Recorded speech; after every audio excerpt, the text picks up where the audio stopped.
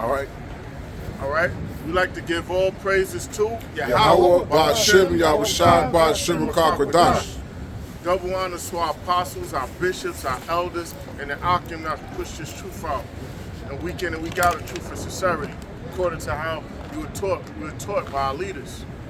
All right? I just mentioned our leaders, apostles, or bishops, elders. All right? Yeah. What we doing? We prophesying the destruction of Esau's kingdom. And our main kingdom is here in America. All right? And we at the end time, because the technology with the MOTB, mark of the beast, is the RFID microchip. All right? And that's the main, that's the Esau's last straw with the Lord. We believe, that's when the Lord going to interrupt his plans. Okay? And the RFID microchip is the mark of the beast. Right? That means you haven't been studying spiritually and looking at your surroundings on technology and how things is going. All right? So, it's Revelations 13. The point is in 16, but we're going to start at the top. All right. Revelations 13:1. And I stood upon the sand of the sea and saw a beast rise up out of the sea. Yep, that beast. That beast is the Roman Empire. If later now is a revival of the Roman Empire, NATO, EU, and America's a harlot that sits on a beast. That's right. Having 7 heads and 10 horns. 7 heads and 10 horns. All right. So that's showing you the 10 horns is NATO. The 7 heads is the EU, huh? Sure. No. It's a lie. That's not mine. Yeah. Shalom. It says, having 7 heads and 10 horns, and upon his horns 10 crowns, and upon his heads the name of blasphemy. The name of blasphemy. Because the so-called white man, with his ideologies and his philosophies, he speaks in boldness against Yahweh Ba'ashem Yahushua. He puts his image up as being the Lord, and he also says that the Lord didn't create everything. All right.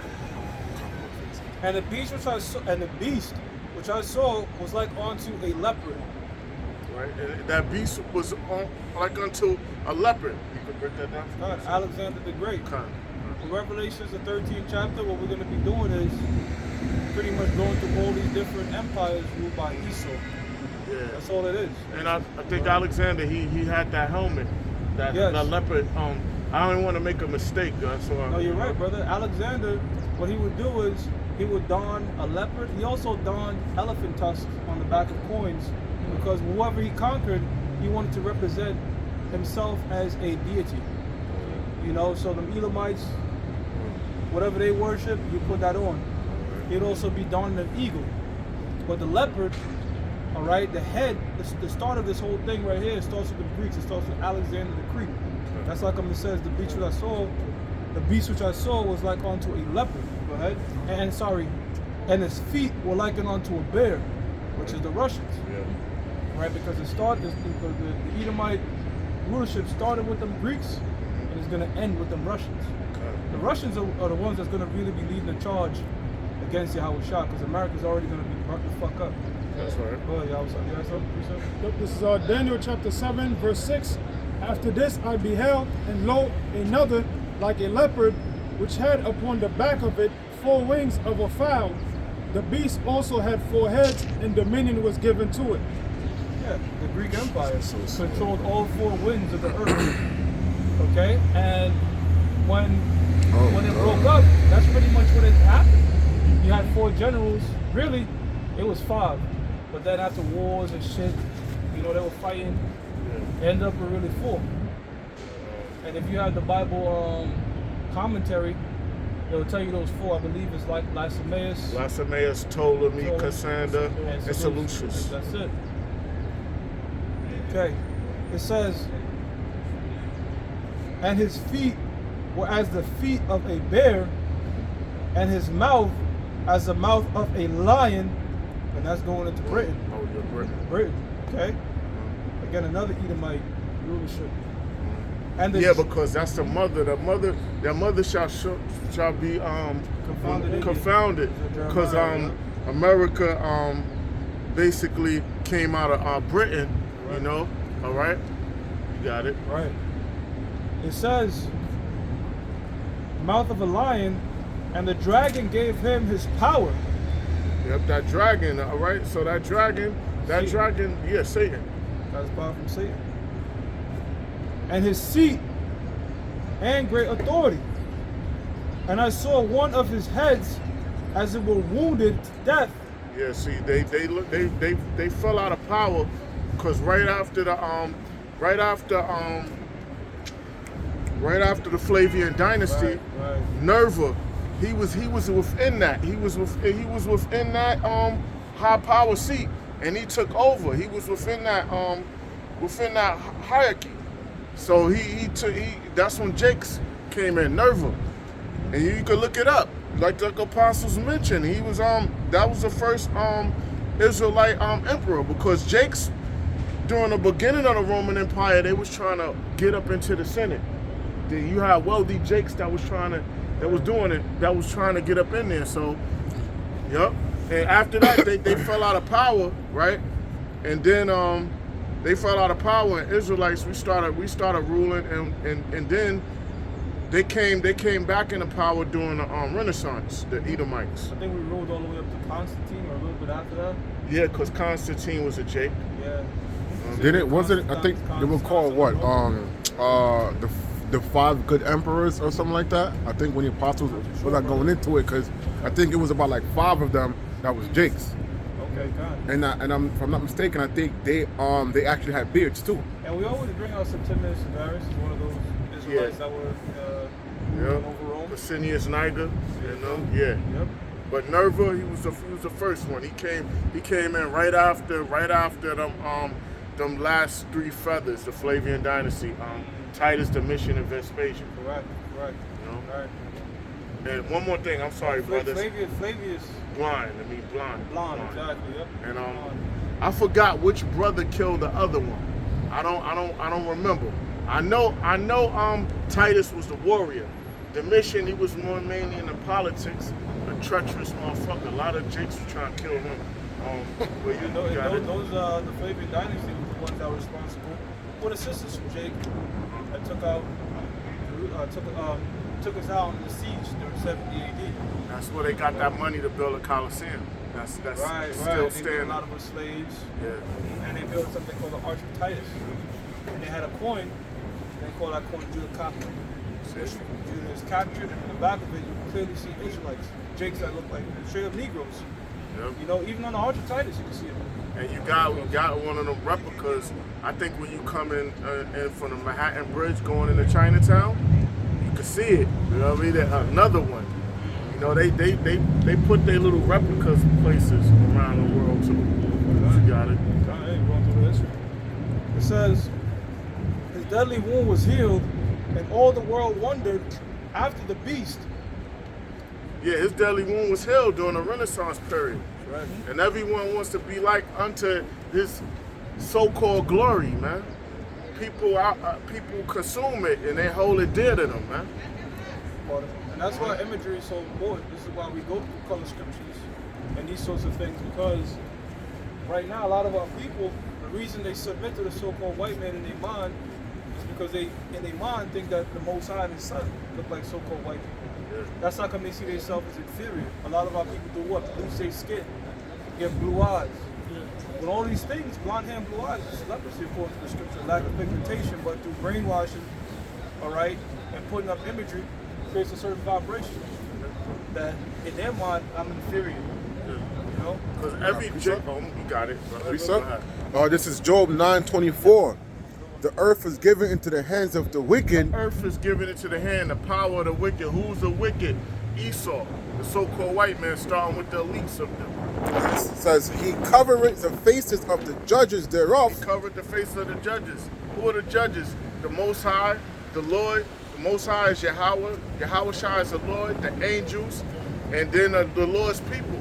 He covered up the images up and made his image up as being the Lord and the Lord's people. Iconoclasm. That's our covering cast around the whole planet, and then he renamed all the nations. I think the most recent was the Persians. Call them Iran. Yep. If not, where and who So is if he? it's not the so-called white man, who else did that? Who is it? Who else is running the world? Who determines policy and trade and everything? It's the so-called white man. All right, who got the world in debt? The so-called white man. There's only one place that's not in debt to them, or two. I gotta look it up again. If I'm not mistaken, Iran and North Korea. All right. Real quick. This is Genesis 27, and I'm gonna start at 39. And Isaac his father answered and said unto him, Behold, thy dwelling shall be the fatness of the earth. That was a blessing to Esau. Behold, your dwelling shall, you have the best. You have the highest stature, wherever the best plots of land, wherever you are. Here in New York City, what's the best spots? Billionaires Row. Billionaires Row, 57th between what? 5th and Park, right? What's the next? 59th Street between 5th and Park. What's the next? Park Ave going from, as soon as you pass like 96 going down, once you get over that hill, 96 going to 95th, that's when Park Ave gets great. You know what I mean? Going all the way, going all the way down to what I forgot where, but you know, you get what I'm saying. And it shows, you know, that the so-called white man is Esau Edom because their whole thing is living in these higher buildings. And that's the characteristics of an eagle. That's what the scriptures liken onto it. You know, you make your dwellings of clusters of rocks just like an eagle would, and you make your habitation high so you look down. And this, you can look this up. The higher up you go, the more expensive your apartment. That's right. Yeah. You know what I'm saying? So you like, if you're at the very top, you're seen as like an apex predator financially. Yeah. Airspace. That's why a lot of people, you know what Trump, what's the tower down there on 59th or whatever, is it 59th in Columbus or whatever? Isn't it about 59 in Lexington, right? Right there. Okay. Now that main one, the black one. Okay. I'm talking about. Now you see, when he had that, a lot of times, a lot of builders can go above his because he had the air rights in the area. You got a thing called air rights. That's crazy. You know what I mean? You have a thing called air rights, and then One of the highest. Okay, yeah. So if anybody make a buildings over here, they gotta buy. If they was a so-called knock this down, if Columbia didn't have that, they gotta purchase the air rights to these buildings that supersede. You know what I mean? So that's why I'm glad that brother mentioned that. I'm glad Shimon mentioned that. You know, Yeah, they fine for power that way. Yeah, air rights. You know. So I got the building where you could look down at the other building. That's that pride, bro. You can't supersede. You can't supersede. You can't supersede. Let's say, for instance, somebody built a tower, like the dude Don Peebles, black billionaire dude. He wants to build an affirmations tower. Most likely, he purchased the air rights around the area if he's superseding those buildings over there. You got it. Yeah. And then 70% of billionaires are Edomites, so-called white people. It says, verse 40, and by thy sword shalt thou live. And by thy sword shalt thou live. Now it's a dude called Lindsay, I think it was Lindsay Williams and Jonathan May. This brother would know the story of Jonathan May. They was talking about the 13 families that control everything. They issued out like world credits or whoever they want to bring up in the ranks of things. You know what I mean? Nothing goes through that. If you try to combat that, they're gonna crush you. You know what I mean? So that shows, like, when people say it's not, you gotta work hard and this and that. Well, if you don't got that credit that they issuing, they're gonna give it to your competitors, and your competitors eventually they're gonna crush you. All right. It says, and by thy sword shalt thou live. And by thy sword shalt thou live. And your sword was your weaponry. You got your nuclear weapons, you got your atomic weapons, you got your economic weapons, your biological weapons. The economic weapon turns into a biological weapon because it affects a person's thinking and their mood swings. You know what I mean? The person might want to get a drink or watch a violent movie depending on what they went through during a week or day. Yep. It says, and it shall come to pass when thou shalt have the dominion that thou shalt break his yoke from off thy neck. Yeah, you basically we had you in a rulership. I mean, King David had you on his stumps. We had you in rulership during the time of the Byzantine Empire, the Dark Ages. All right, you came back up in the ranks because the Lord allowed it. If I could say, that's why it says when you shall have the dominion, meaning when it's your time to rule, you're gonna break his yoke off your neck. Meaning Jacob had him in captivity, you know, and that's why when they came to this side of the earth, they called it manifest destiny, because they knew they were fulfilling prophecy, the prophecies of the scriptures. Yeah. You know, that's what they said it was their God-given right to do this to the so-called Native Americans and to the so-called Negroes. Why? Because that's in the scriptures, man. Yeah. And you trying to. It wasn't wrong on that. So It was destiny. Jake's trying to supersede your station as of right now. It's not your time to rule. It's not your time to rule. We understand it's Esau's time, and he got his millions, these heathens, along with him. You got it. Yeah, that was it. All right, back in Revelations, the 13th chapter, and the 4th verse now. It says, and they worship. Let me finish up that last one, the 3rd verse. It says, let me just read it again. And I saw one of his heads as it were wounded to death, and his deadly wound was healed. That deadly wound was healed. All right, they revived. The Lord the Lord revived them. That Roman Empire was revived. NATO, EU, and America's a harlot that sits on the beast. And all the world wondered after the beast, and they worshipped the dragon, which gave power onto the beast. They worship the dragon, a part of his system. They're gonna get that monetary device. They're gonna cling on to him because they're gonna cling on to Esau, man. They're gonna get it. And you got a lot of these billionaires and then 100 millionaires, like the ones that's worth hundreds of millions, 300 millions. They're gonna keep their crumb. They're gonna go under that digital system, that RFID microchip. And a lot of them billionaires, I believe they already got the chip, man, because they in the know. They're in the know on this collapse. So they automatically want to be ahead of the game. A lot of them that's juiced in, they already got it. You got it. Right, brother. It says, and they worship the dragon which gave power unto the beast, and they worship the beast, saying, who is like unto the beast? Yeah, so that's the world. They're gonna say who is like unto him. We gotta follow his system. We gotta do it. That's the people that's not a part of the nation of Israel, and the 2/3 that lack faith and integrity and honor.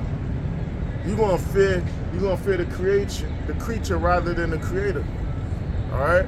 Who is able to make war with him? Who's able to make war with him? Because these nations they bully the beast. So a lot of people they're gonna bow and kneel and take that chip. And there was given unto him a mouth speaking great things and blasphemies. Yes, that's the so-called woman. He's speaking against the Most High. Shall be like the Most High. I shall ascend into the heavens. I'm gonna go to the different realms. I'm gonna bend space and time. I'm gonna figure it out. And power is given unto him to continue 40 and 2 months. That's what, 400 some years or a certain amount of time. Yeah, I believe something like that. It's just I don't want to say the wrong. It's a period of time. It's a period of time. Yeah, I'm mixing up Salaka. And he opened, right. And he opened his mouth, because I don't remember the exact. Yeah, what we know is, and we know it's just a period of time. Okay. It says, and he opened his mouth in blasphemy against the Most High, to blaspheme his name and his tabernacle. Yeah, you got that. And another thing, you have that Pope over there, the Roman Catholic Church, the false prophet.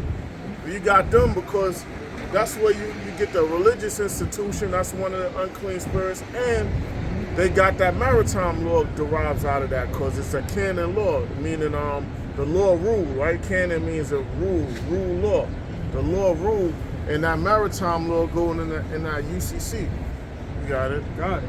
It says, and he opened his mouth in blasphemy against the Most High to blaspheme his name and his tabernacle and them that dwell in heaven.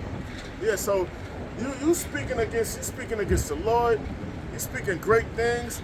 You numbering the people with that RFID microchip, and you doing that to basically say, I have the world and they're mine and they chose me and I'm their ruler. That that really pissed Yahweh Shai off That's by right. doing that act. That's right, brother. Verse 7. And it was given unto him to make war with the saints. And they did. They make war with the saints. They doing it, and they gonna move on us during martial law, Jacob's trouble. It says, and to overcome them, and power was given him over all kindreds and tongues and nations. Yeah. So this beast, the so-called white man was given a short period of time dominion over the planet. So this is his blessing, was the sword and the rule for a short period of time. That's the Lord giving him his little time to rule. So we cannot supersede that. The Lord stamped that. The Lord stamped that. So how you gonna go against the time, man? It says, and all that dwell upon the earth shall worship him, whose names are not written in the book of life. Whose names are not written in the book of life, man. Your name not written in the book of life. You're an Israelite. That means you're 2/3, and you're gonna suffer that judgment. That's gonna happen. That's right. You're gonna suffer that judgment because Esau make it seem like that's how deceptive he is. Because with his witchcraft, he'll make it seem like it's not that bad to get that chip. You know what I mean? We try to think like our enemy would think. Like, yo, we try to think like how our enemy would think. Like, he makes things seem like it's not that wicked. You know what I mean? He's throwing sugar over shit. You know what I mean? Word. You got it? So you eat it. And you Yeah. know one thing that they push with the whole chip and technology is coming from a place of convenience. Mm-hmm. You know, you're so accustomed to, like, when you go to a register, you don't want to deal with no cash and shit like that. You just want to swipe and go. So it's gonna be to a point like, man, you gotta take out your card and do all that shit. No, just tap your hand. So that's how the devil's gonna be, you know, very manipulative. Perfect example. Like, you know, I'm still in the Stone Age. I'm still in the Stone Age. Like, I take public transportation, right? So when I'm getting on the bus or whatever, it just feel like it's a rush of people. Like when I put the Metro card or whatever, I got the what's that shit? The Omni shit. Still, I gotta pull that shit out the wallet. So, you know, I feel like this, like there's 1,000 people on my neck without, you know. But yeah, it's because they trying to make it where you're an inconvenience to others too. Right, when you right. somewhere like, yo, get with the program. I got people on the job like, yo, you need to last blabber. You need to what's that shit called? Direct deposit. You know, I want my paper check. Or direct deposit. You know, they on my neck at the job. I know it is. That's how they do it. It says, whose names are not written in the book of life of the Lamb. That's right, and the scriptures are book of life. The 2/3 are not written in that. They're going to come back in the kingdom. They don't get to rule our first day with Yahweh Shah, alongside Yahweh Shah. God. The book of life of the Lamb slain from the foundation of the world. Who's the lamb slain? Yahweh Shah is that lamb. All right, he's a sacrificial lamb. He's to save starting with the elect of the nation of Israel, and also he was punished for what he did at Solomon and Adam. All right, but the whole thing of that was for the nation of Israel. It says, if any man have an ear, let him hear. He that leadeth into captivity. You have a physical ear and a spiritual ear. You don't hear, you can't discern. He that leadeth into captivity, who leadeth into captivity? So-called white man. Right. Led the nation of Israel into captivity. Just so somebody just click on the first time, the nation of Israel are so-called Negroes, Latinos, and Native Americans. That's right. It ain't no tribal thing. It's the nation of Israel are the so-called Negroes, Latinos, and Native Americans. And it's crazy that's why it's a good thing we started at the top of Revelations, the 13th chapter, because it's going through history as you read it down. Because we started with Alexander the Greek. It tells you it's going to end with the Russians, but leading up to that mark of the beast, we're going down to different time periods, and this is a pivotal moment in history when the so-called white man and the Ishmaelites and the Hamites, called the Triangular Slave Trade, brought our people over here in America. That was a huge point in time in terms of prophecy. Can I ask a question, brothers? Like check this out. with monetary devices, whether right or not, wouldn't the Lord have that in the scriptures? Like you can't have false balances. And then this thing with the RFID microchip, you think that wouldn't be put in? That's a pivotal thing during this time. The New World Order wouldn't be put in. You know, like the Quran doesn't mention that. It mentions like somebody had showed it to me on at the job. The Quran ain't going to no prophecy. Just talking about like destruction, but this shit is like, what are you talking about? You know? See, the scriptures has slavery in it. The scriptures has the chip. The scriptures has the Time missiles. periods. All these major things that happen throughout history is found in the scriptures. And it shows you that we're still in Bible times because there's still events mentioned in the scriptures that have not played out in our timeline yet. You know what I'm saying? So it's, go ahead, brother. I was gonna say every empire tried to have a version of the New World Order. Yep. The Babylonians tried it. You had the king who set up the idol, that used statue for the whole world to bow before it. Or the chip represents an idol for the elites. That's like a statue you worship in the elites, man. So if the scriptures tell you about those historical things, how can it not tell you about something like a chip which is invasive, man? We're not talking about an idol you go outside and worship. That's something that's going to go inside of you, man. Putting it inside of your brain. And they're going to be able to control your thoughts, man. So of course that'll be in the scriptures, man. That's right. And then Maya M. Shelbauer, he wanted it during his time, but they knew that they needed the second industrial revolution, the computers and technology. They needed that to take place to gear towards this chip. That's right, brother. It says, "He that leadeth into captivity shall go into captivity." Yep, he that leadeth into captivity shall go into captivity. So-called white man led us into captivity. They're going to go into captivity. It's just, it's a balance. It says, and this is a scripture, you can look it up, He that killeth a man. Oh, yeah. Yep. It says, "He that killeth with the sword must be killed with the sword." So-called white man killed with the sword. Look what he did to the nation. Look what he did to our people. All right? He killed us with the sword. All right? He killed us with the Gatling guns. All right? The AIDS, the smallpox. All right? A lot of that high blood pressure trickled down from the transatlantic slave trade to now because we was on them ships with that salt water. All right? And it trickled down. And an Italian professor told me that when I was in college. You know? So look, the nations know you did a lot. You did a lot to us. There's a lot of injuries, man, that you did to the nation of Israel. Right. It says, "He that killeth with the sword must be killed with the sword. Here is the patience and the faith of the saints." We have patience and the faith. We have patience and faith. So we know that the Lord is going to remove Esau out of power and establish us. We have the faith and we believe that. We don't got to convince ourselves. We believe this.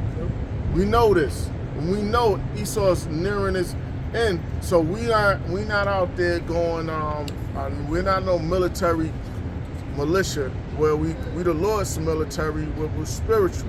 We're spiritual mercenaries, all right? So we're not going out and doing nothing until Yahweh Bashem Yahushua gives us the green light to do it and put us the spirit on us to do it. We are not being carnal. That's Esau's blessing is carnal, carnality, or whatever the word you want to use, carnal. That's his blessing. It says, you got it? Yeah, I got it. Right, bro. This is Exodus 21:16. "And he that stealeth a man and selleth him, or if he be found in his hand, he shall surely be put to death." We are in the so-called white man's hand, mainly here in America and throughout the world because his policies follow. If I go to London or whatever, even over there I'm considered a U.S. citizen under that United States code. I forgot, it started with 26, I believe. I don't even want to mention it because I fucked it up a few times. I gotta have it on hand. But I'm under one of them. I'm under maritime law, right? I'm in Esau's hand. We're in Esau's hand. All right. So the Lord is coming to deliver us out of your hands. All right. And that condemned you because you didn't open the gates of the prisons. You got us here. America's a prison. Then and we're in these prison systems. or whatever, you're gonna be destroyed for that. It says, that was it? You're gonna be destroyed. Back in verse 12. I'm sorry, verse 11. And I beheld another beast coming up out of the earth, and he had 2 horns like a lamb, and he spake as a dragon. Yeah, that too. That's the Democrats and Republicans, right? And he spoke as a dragon. Your draconian law. No, it says that's not it. Yeah, no, you're right. He spake as a dragon, right? 2 horns. Yep, you're right. That draconian law, man. All right, because that's that law that he frameth mischief by law. So that's that law to initiate that new world order. Because when you come in, you're gonna be slaughtering a lot of jakes. Some of the men of the Lord gonna have to be martyrs. All right, through your draconian law. Draconian law is that brings in maritime law, so where they could do whatever they want. All right, and they've been waiting. I remember one lady told Alex Jones, she was like, "We can't wait till we start gassing you." Oh shit! You know what I mean? And he recorded it. I can't find that video. I know. I know this brother's in the story with information. You probably saw it and forgot too, but because. I saw that video. But yeah, man, you know, because they already know what the time they're gonna be gassing, burning people alive in them ovens, and electrocuting, all kind of devices, man. The guillotine, you know how Esau did that. Dragon is known for its wisdom and its cruelty. Yeah. Also, Jesse the body Victoria, the same lady told him the same thing. See it? Verse 12, it says, and he exercised all his power of the first beast before him, and causeth the earth and them which dwell therein to worship the first beast, whose deadly wound was healed. Yeah, so they going that new world order with that RFID microchip and being a part of this man's system, his new world order, or whatever new world order religion he gonna put forth too. He gonna force people to worship him and his deities, man. That's all a part of it, man. That's another thing that they didn't mention yet, but they're gonna do that. A lot of these holidays, it's going back to what? Roman pagan traditions. Even like your birthday, and you have the birthday cake. Yep. Well, in the ancient world, they used to bake a cake and they put the candles in there to represent the moon, because that was your moon day. So that's how come the birthday cake is circular and you have the lights around it, because it's supposed to be a moon day thing. So all these, and you could go on to whether it's Valentine's Day and they have Cupid and all this type of shit. A lot of that is all worship from the ancient Roman Empire, which is America all over again, man. You know? It says, verse 13, and he doeth great wonders, so that he maketh fire come down from heaven. That atomic energy, man. When you drop those bombs on Hiroshima and Nagasaki, man. All right, and at that time you had unlimited power, because I believe you was using hydrogen from deep sea water, so you had a limited supply of all of that. You had a limited supply of that power. You wasn't running out of that atomic energy to use. So you had the world by the balls, man. I hate to say that word, but that's how you had the world. You know what I mean? You made that fire fall down. Whatever fire was he talking about? That's that fire he made, because they dropped it. They dropped it, and they had to get out of the areas, the airspace at a certain time. The ones that was alive at that time, it was like, yo, once we dropped it, we had to get out of the range. And that was all really just a test experiment. That's just a devil for you. Let's see what this shit look like. And that video wasn't really, that video was to show the world, but mainly it was to show the elites. That was at the footage, because they showed them doing it in the plane. They had the cameras, things. And that guy quoted, was it true? No, it was Oppenheimer. He quoted the Bhagavad Gita, Right, I'm pronouncing that right. And he said, I've now become the harbinger of death, or some shit like that. Or destroyer of the worlds or something. I'm now destroyer of worlds and harbinger of death. See? That plane that dropped them, little boy and fat man was caught, along the gate. That was a plane. I don't know if you can see that. So all that shit, that was pretty much like a sacrifice unto Satan for them. Yeah. You know what I'm saying? Like, just, but at the end of the day, like I mentioned, that's found in the scriptures. The world stood still after that. The world stood still after that. They was bullying then. It was punked out. You know what I mean? They was bullying, but now The other nations got that they got that weapon. They got that toy too. So, you know what I mean? You blaze, we blaze. We say I'm strong. And hey, what recently took place over there in Israel and Iran, what Iran was doing, Iran was using hypersonic missiles. You know what I'm saying? This sort of technology, where did they get it from? Russia. You know what I'm saying? So there's only 3 that have it. It's Russia, China, and Iran. Hypersonic? Hypersonic, yeah. Yeah, I mean, America has it, but they don't disclose it. Yeah. Like functionable though. Like, no, because I'm gonna say something about that. Like, America will have something and not say they have it. Yeah. And I'm saying that because my former boss, when I was at a particular organization, served 10 years in the Marines. He's like, yeah, we have it. I'm saying it's pretty much, but they don't say it. You know what I'm saying?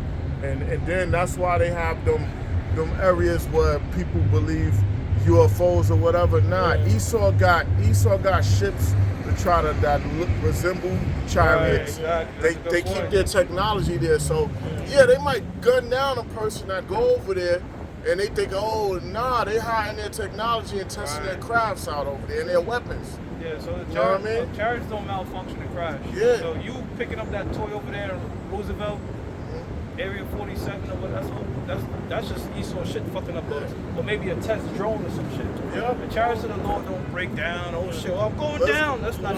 We gotta let the world know we're still in power. So, you know what? Let's make a craft and crash that shit and say little great men in there. So then we can get on top of this. So now we got the public. We got the public's. If they see anything, they're not indestructible. Number one, make them aliens and they not. We see. I try to think like how a demon would think. You know what I mean? You know, I gotta think like my enemy. You know? That's a good point. So when they see the chariots, they're gonna be like, "Oh shit, now we can destroy it. It fell before." Yeah. I don't know. But you gotta make the people think they're still a leading authority. That's a good point. Just hold the peace, brother. It says, when you get to town, you know. It says, and he doeth great wonders, so that he maketh fire come down from heaven on the earth in the sight of men. That's what he did. The atomic bombs. Right. Verse 14, and he deceiveth them that dwell on the earth by the means of those miracles. He deceived them. He deceived the world as making people think he was the Lord and the Most High because our technology was his miracles. And his miracles, that's left-hand side technology, man. Or a lot of it is, you know, the Lord gave him an inkling of certain elements and things like that, you know. It says, which he had power to do in the sight of the beast. In the sight of the beast, yep. Saying to them that dwell on the earth, that they should make an image to the beast, which had the wound by a sword and did live. Yeah, so you're gonna have that chip. You're gonna have people following your law and your system. All right, upholding it and dying for your system too. You know, a lot of people gonna go in they're in your military to uphold your rule, your highborn rule, and they're gonna die. They're gonna die for this thing, man. Put people to death for it. It says, and he had power to give life unto the image of the beast, that the image of the beast should both speak and cause that as many as would not worship the image of the beast should be killed. Yeah, so that's a martial law. You're not bowing down to this new world order God. You're not taking this chip. You're not worshiping our deities. Head in the guillotine, kill his family in front of him, make examples, torture first. That's the cruelty of them. You people gonna realize Esau's the devil, and it's going at the moment when it's too late. You know what I mean? The moment it's too late. Oh, you got something to say? I was saying, they're starting to see it now. When Trump's sending the feds to DC, you see how they're harassing Jake, going to Jake neighborhoods, going to their houses, questioning them, searching them up. So Jake is starting to see that Esau's coming down. You see Jake coming on TikTok, talking about how black people, we gotta come together, how basically Esau's coming down on black and brown, man. And then Trump said he's gonna give the feds the right to do whatever the hell they want. Yeah, so, meaning it's not what is it, impunitive damage, or if I'm using the right word, but pretty much they could do whatever they could take the gloves off. They could do whatever they want, and it's not going to be any repercussions. Mm-hmm. All right. That's right. That's it. It But says, you see, but you people think you're free. That's modern philosophies, man. That so-called freedom. You got it. Come, brother. Verse 16. And he causes all, both small and great, Or those that's high in society, those that's low in society, it says, rich and poor, those that are wealthy, those that are poor, free and bond. those that's walking around without chains, and those that's in jail. And real quickly, just on the rich and poor part, it says rich and poor, no middle. And what we seeing? We seeing a huge increase in the disparity between the gap exactly between the middle class.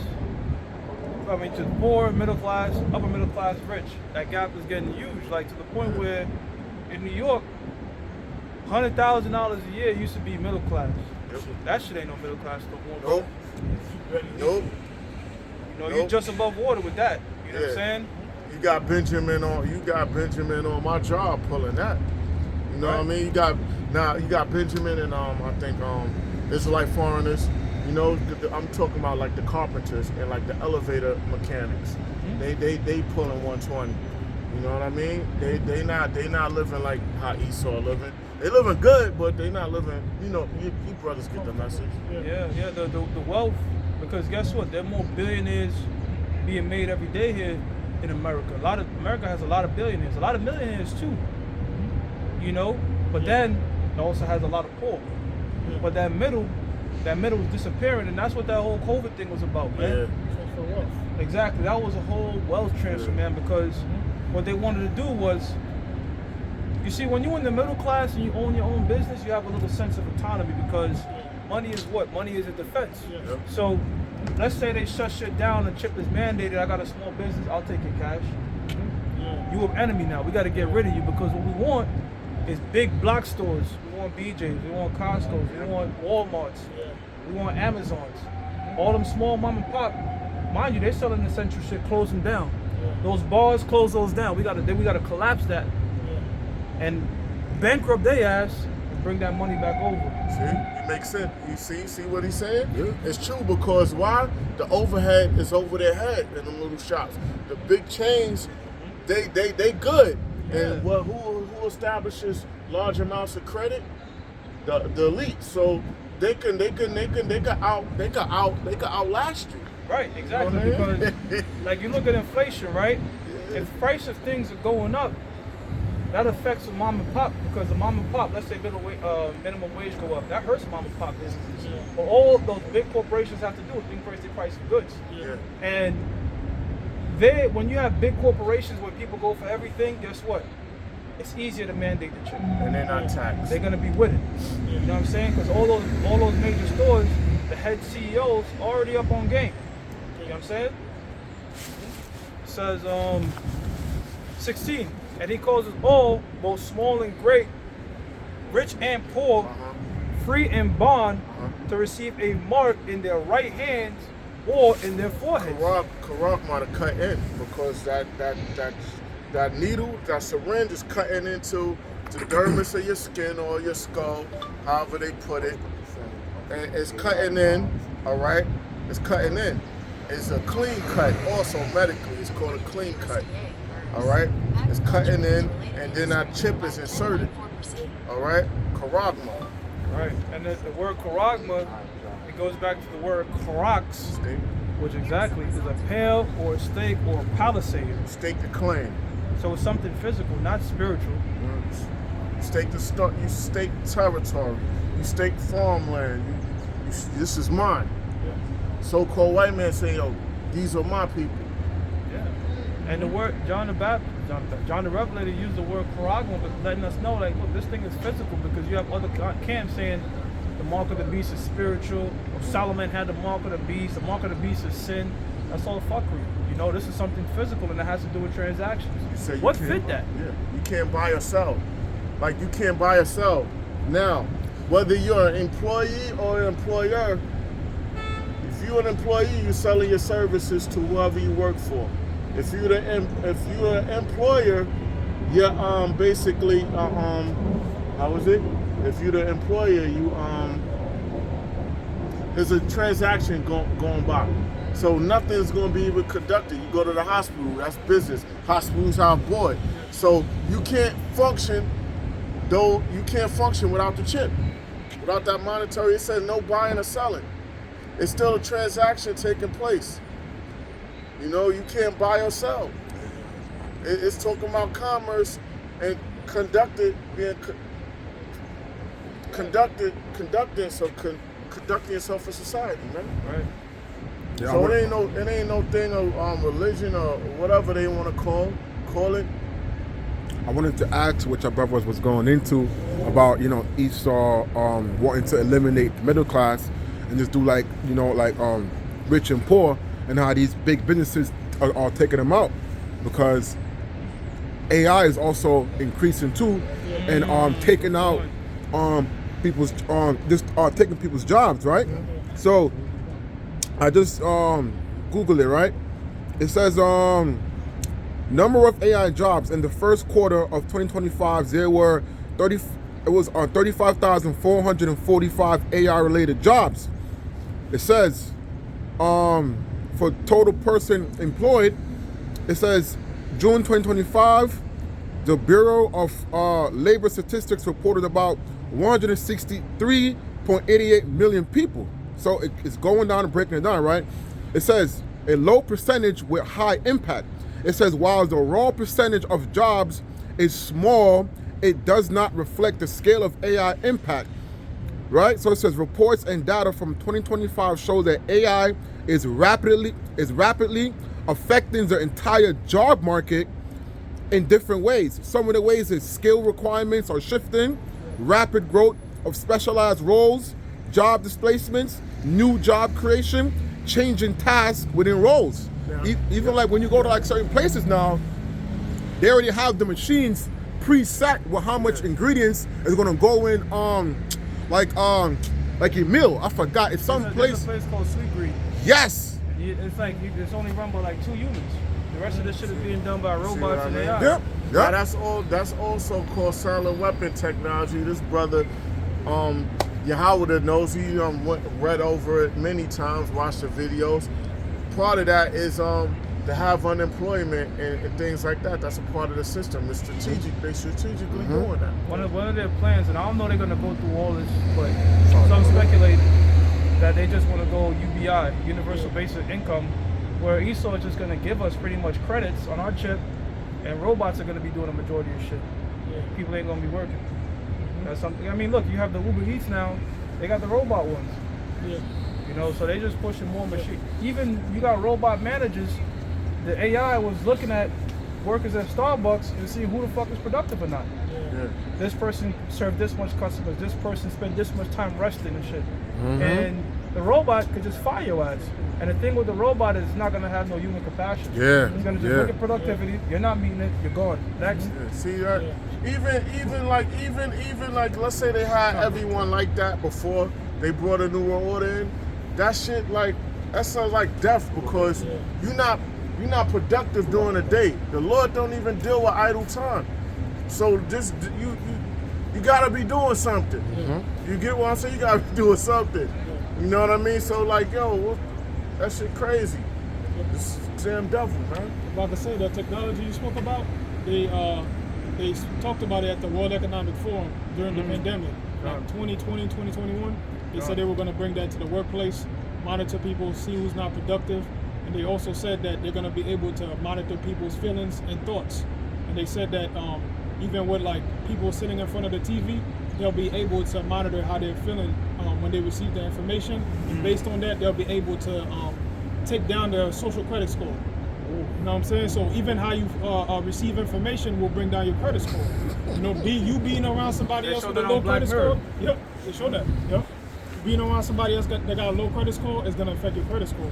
So a lot of people are gonna be ostracized from society, man. Yeah, see? Yeah, they did that on Black Mirror. Based on how you live your life and shit, you have like a social credit score. Like let's say you date the wrong person or like all this type of shit. They'll review you, and that'll bring you right, brother. So you go on an interview, They just looking at your social credit score before you even hire you. Yep. That's the type of shit Esau is going Before through. they got to that, you know what they was doing?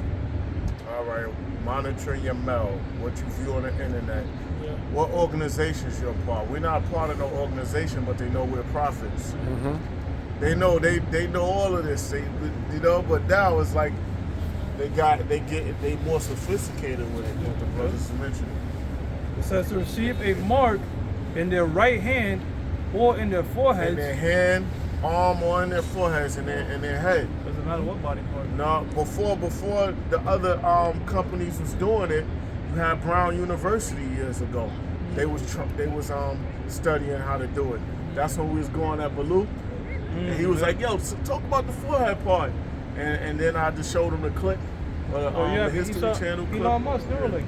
See? Neuralink is selling, he's saying like, look, if you have something paralyzed in your body, if you have something wrong with your sight, if you have a mental disorder, that chip in there could go and assist your brain and shit to repair it. And that's all wickedness. That's all witchcraft, man. It's sparking up them neurons, them brain cells. That the Lord made dormant, man, for a reason. Yeah. See, the Lord paralyzed the individual. That's the judgment. Now he's trying to tamper with the judgment of the Lord. Yeah. And now you got Bill Gates talking about the tattoo that's going to replace the phone, the digital tattoo, Wow. which is like a chip. And also they're basically gearing up people's minds ready to take the chip, man. Yeah. A lot of people gonna take it, bro. It says 17, and that no man might buy or sell save he that had the mark. You're not going to be able to buy or sell. You're not going to be able to conduct business or function in society unless you had that mark. So just showing, it's not talking about religion, white woman, any other fairy or whatever you talking about, or a tutti frutti you talking about, you know what I mean? It's talking about a monetary device, a tracking device, things that could probably mind control device, all kind of things that chip is going to do. You're right with the mind control part, because signals are two-way street. Yeah. You know what I'm saying? If you could output something to your car with your chip to tell it to turn on, best believe that they're gonna have shit that's an input thing in your thoughts. You know what I'm saying? It says, and that no man might buy or sell save he that had the mark, or the name of the beast, or the number of his name. That number, because it's that device. It computes. It calculates data and all of that. It's a programming, and it's a 666. You know what I mean? John Joseph Laura, he mentioned that when he created it, when he programmed it, from his first, middle, and last name. He well away. He's like, yeah, it's 666. It's on the UPC barcode. You know? And again, you know, we always talk about it like the technology is convenience. Yeah. It's true. Because look, prior to them putting that barcode on products, you had to manually enter shit. Yep. And then you know what they had before that? I didn't mean to cut you off. It was circles. The other one before he did, it was circles. It was concentric circles within circles. They didn't process information quick enough. He came in, he was working with IBM, and the spiritual demon Satan was with him, guided him. He made the column system, and they delivered. And they ain't make those sixes. Oh, let's just do it because the fuck up it. No, it's, you know what I'm saying? Prophetic. Yep, they use linear programmers, because it was a group effort they had. They came out with the I think it was one of them computers by a dude called Wasley. I'm gonna get it right now. But they had the computer. They had created a computer to do computations, and they needed linear programmers and a transistor for space. And you know what's so heavy, bro? Get it right now. What's so heavy is when scriptures speak about the wise men of Teman. It's them Germans, and that's IBM is German. You know what I'm saying? So a lot of them heavy, prophetic technology that moved forward, assisted by them German engineers. So prophesied. This is all the thing of the Lord, man. This is not Esau doing shit on his own accord, and he's so wise. This is the Most High further, ultimately his agenda, his prophecy. That's right. See? It says, and had the mark, and that no man might buy or sell save he that had the mark or the name of the beast. On the mark or the name of the beast. Because is a name, is after a man's name, the mark and the name of the beast. You got it? It says, or the or the name of the beast or the number of his name. Here is wisdom. Let him that hath understanding count the number of the beast, for it is the number of a man. For it's the number of a man.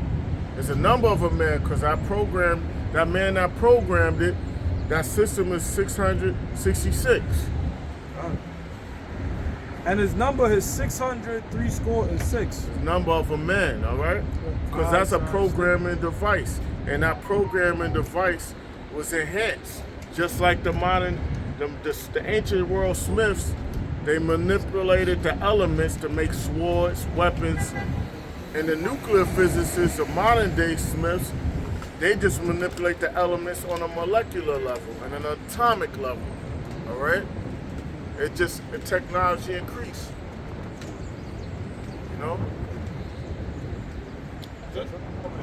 This is 2nd Ezra chapter 16, verse 68. I'm gonna get in the GMT.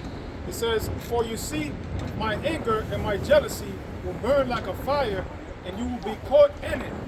You will be given to the people of other nations, who will lead you away to be treated like worthless idlers, and to be offered as sacrifice to their gods." See? Yep. Could I read something again?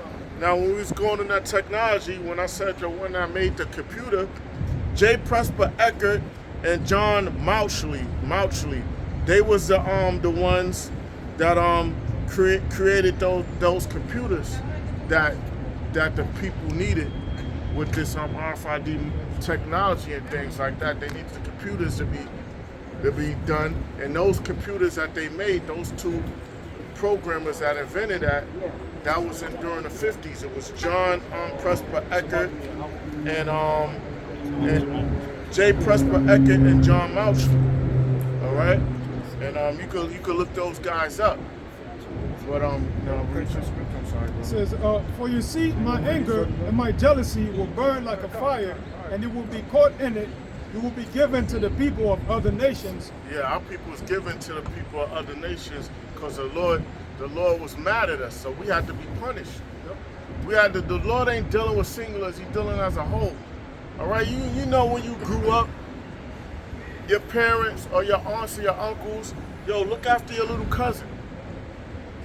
If he's doing something you supposed to be around, you might get in trouble for some shit you didn't do. We gotta look after each other as a whole. So if a group of people fuck up, everyone's eventually gonna get punished. You know what I mean? A group. It's gonna be the Lord is not dealing in singulars. All right. This is also going into the time of martial law. Yep. And it says, "Who will lead you away to be treated like worthless idlers, to be offered as sacrifice to their gods." And then during the time of martial law, some of us is going to be martyrs, and it's going to be a great sacrifice, Esau, to them demons. Also, it's twofold. Yeah. So this man he does his rituals, and he moves in to do his this thing. He's gonna move in like a flood, violently, man. Yeah. He's gonna move in violently. You got it. Esau already does all this child trafficking, sex trafficking. You see? Yeah, go Okay, ahead. you got it. You got Esau already doing all this human trafficking. So how much more in the times of martial law, where they're gonna just pick up random people off the streets? It was back in, I think, Joe Biden's administration that it came out that they lost I think dozens of thousands of so-called immigrant children from those detention centers, man. So during those times, you're gonna have a lot of jakes that Esau used for sacrifice to his demons, man, to his idols. And it says, read 69 through 73. Y'all read 68 already. All right. Yeah, this is another GMC. Time. This is 2nd Ezra 16, verse 69. "Those who freely choose to accept this will be laughed at scorned and trampled underfoot. Yeah, that's gonna be the ones that take the RFID chip. You know, they're gonna be mocked, man. Just like we're mocking the people that took the jab. They're coming out complaining about how it's fucking them up. Well, guess what? You take this RFID chip, you're gonna get fucked up, man. You're gonna catch seizures. You're gonna get cancers. The scriptures say that, man. The ones that receive the mark, they're gonna get cancer. You know, from taking it, because the chip emits a radiation. We already know that the phones cause cancer, and that's just outside of your body. Imagine having that inside of your body, man. You know, you got Bluetooth, Wi-Fi, whatever, man. All these things cause cancer, and you're gonna have people putting it in their brains, man. That shows you how stupid people are, man. And like the elder brothers was going into earlier, man, it's all about convenience, man. Because these people are so stupid, they're gonna let them know they could be smart by taking a chip that's gonna be connected with AI, and they're gonna fall for it, man. Right, quick, you said it right, you up. This is the book of Revelation, chapter 16, verse 2. And the first went and poured out his vial upon the earth, and there fell a noisome and grievous sore upon the men which had the mark of the beast, and upon them which worshipped his image. Yeah, that's right. The noisome and grievous sore, man, which is going into gangrene, that cancer, that pus from the radiation that's in the chip, man. You know? So you take that, man, you're gonna get fucked up, man. Technology is not meant to be in your body, man. The Most High didn't create a biological being to have artificial things in it, man. The Most High is not the author of confusion, man. There ain't gonna be no a world where Esau just have people being cyborgs, man. That's out of order. That's a dystopian world, man. And the Most High is not with that. That's why the Lord said, in the fullness of his sufficiency, you know, right as he's settling in his new world order, the Most High is gonna cut it short, man. That's right. So going back to 2nd Ezra 16, verse 7. Hold on. You guys want to add because the brother was going into earlier, the Most High don't judge individuals, he judges by nations. This is Genesis. This is Genesis 15, verse 14, and I'm gonna read it in the NLT. It says, "But I will punish the nation that enslaves them, and in the end they will come away with great wealth." No? So that's letting you know that what's the nation that enslaved the Lord's people? The nation of Esau, man. Esau was that nation that the Lord used to put his people in captivity. But the Lord is saying at the end, what? He's going to judge that nation for enslaving his people, and his people is going to come away with that great wealth once the nation of Israel. Yeah, that was the Egyptians. Yep. And then this time, this is the new Egypt. Yeah. So if the Lord did that to the ancient Egyptians, like he said, he's gonna smite Egypt with plagues as before. This new Egypt is gonna get the worst judgment written in the scriptures, man. And the Egyptians got fucked up, man. They got fucked up to the point it's still spoken to this day. Yeah, look at them now. Those are the new feed the children commercials. on the damn commercials, man. Those were once upon a time the mighty Egyptians. Now look at them. Feed the damn children, man. That's right. Yep. Yeah, and Esau's gonna be in a worse state than that, man. After the Most High destroys Esau's kingdom, destroys this new Egypt, Esau's gonna be a slave, man. He ain't gonna have no substance, man. Go ahead. Yep. This is 2nd Ezra, chapter 16, verse 70. In many places near the cities, there will be violent persecution against those who fear the Lord. Yeah, that's talking about the Israelites, man. Right? And Jake in general, you know? Because Jake, you know, the scriptures say how Jake, they have a zeal, but not according to knowledge. So the persecution, is going to be on the prophets, but Jake is going to be persecuted too. You know? It ain't going to be, you know, the prophets are catching hell and then Jake not catching hell, man. No, this is the time of Jacob's trouble, man. And this time around, you know, you're going to have our people trying to give us up to the authorities. Esau's going to have different incentives, you know, money on your stable coin, CBDC implant. You know, you're going to get reward, right? 5,000 digital coins for per head or whatever. You're going to have family members turn against brothers, man. That's in the scriptures. Yahushua said we're going to be betrayed by our own family members, man. The family member you might be the closest to, man. You know? Because during the times of calamity, chaos, and things of that nature, you see people's true colors, man. People's true color come out, and that's what we're getting ready to see, man. Your average so-called law-abiding citizen today is gonna turn into a criminal, man, a murderer, a thief, you know, a cannibal, right? I got a quick one. This is 1 Peter chapter 4, verse 17. For the time has come that judgment must begin at the house of the Most High. Yeah, it must begin at the house of the Most High, man. The house of the Most High is the children of Israel, man. All right? But mainly the ones that have the knowledge that they're Israelites, man. So you see Jacob's trouble starting to come to pass, man. Esau sending the troops in Jake neighborhoods. They already started in D.C.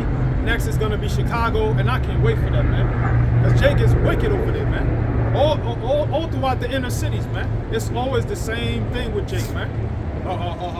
Black on black crime, drugs being sold, right? Now the Most High is using Esau to set you niggas straight, man. If you could, give me Isaiah 10. Right up. It reads, and if it first begin at us, what shall the end be of them that obey not the gospel of the Most High? Yep, what shall the end be of them that obey not the gospel, man? So that's talking about Israelites that know that they're Israelites, that's teaching wayward doctrines. Talking about the RFID chip ain't the mark of the beast. The mark of the beast is sin. It's sleeping with white women. They always switching it up, man. And now, as we get closer to the end, you know, started from, I believe, like probably since the pandemic 2-3 years ago, you started to see them coming out, talking about digital currency and all of that, talking about, oh yeah, it's not the mark, but it's part of it. That's not what you were saying years ago. Years ago they were saying ain't gonna be no microchip, man. It's June, ain't no microchip, right? Now, don't be surprised if you see them come out and try to say, oh yeah, we've been telling you the mark of the beast was the RFID microchip, man. That's how proud these guys are, man. It reads, and if the righteous scarcely be saved, where shall the ungodly and the sinner appear? Yeah, the righteous gonna be scarcely saved, man. That's talking about the 144,000. Brothers are gonna go through near-death miss situations, man. You know, the Lord is gonna be guiding His men in that day, man. You could be walking down a block towards a certain direction, and something tells you, yo, don't go down that block. You turn around and later you see in the news that, you know, a whole bunch of people died on that block, man. That's how it's gonna be in that time, man. You're gonna be guided by the spirit of Yahweh Shemel Shah through His angels, man. Right? It's just like if you compare it to now, like let's say you go to like a club or something like that, and let's say you end up leaving like 1 o'clock in the morning, and then you find out an hour later somebody got killed in a spot. That's the Lord, you know, directing you and, you know, protecting you. Because ultimately you're a person that fears the Most High. And, you know, things like that happen.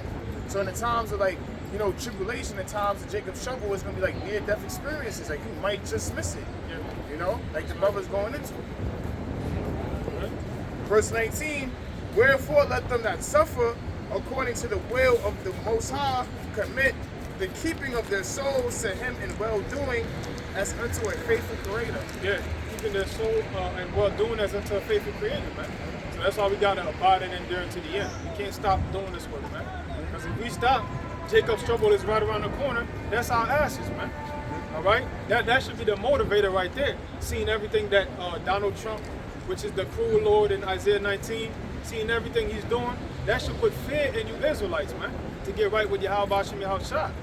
And this past week, you had this Jake come up to the brothers. Oh, you was there too, right? And yeah, the Tuesday camp. Jake came up and he basically said, y'all was right, man. Yeah. Y'all been right all along. 34th and 7th, you know, the past 10, 15 years ago. You know, he said, I've been looking for y'all, man. You know, and I couldn't find y'all. So for years, probably since the, you know, I don't know exactly when, but probably the pandemic started, and he probably like, oh shit, this is what they was talking about. And then he couldn't find brothers, but you know, Lord have mercy. So that's his chance to, you know, get right. You know what I'm saying? Yeah. Huh? Oh, come. Yeah, that's his chance to get right, man. You know, and he probably not the only one. You probably got like dozens or hundreds of other Jakes that have passed by the brothers' camps and brothers switch locations, and now that things is happening, now they're looking for brothers, man. The famine of the word, man. And we're gonna go into that too. That was it? That was it, bro. Okay. This is Isaiah 10 and verse 5. Yep. It says, Isaiah 10 and 5, it says, Syrian. O Syrian, the rod of mine anger, and the staff in their hand is mine indignation. Yeah, back then the Lord used the Assyrians to take down the northern kingdom of Israel. And now he's using the modern Assyrians to take down the northern kingdom again and the southern kingdom. Yeah. You know, starting with the so-called Hispanics. You see how they're getting hauled off, getting deported, getting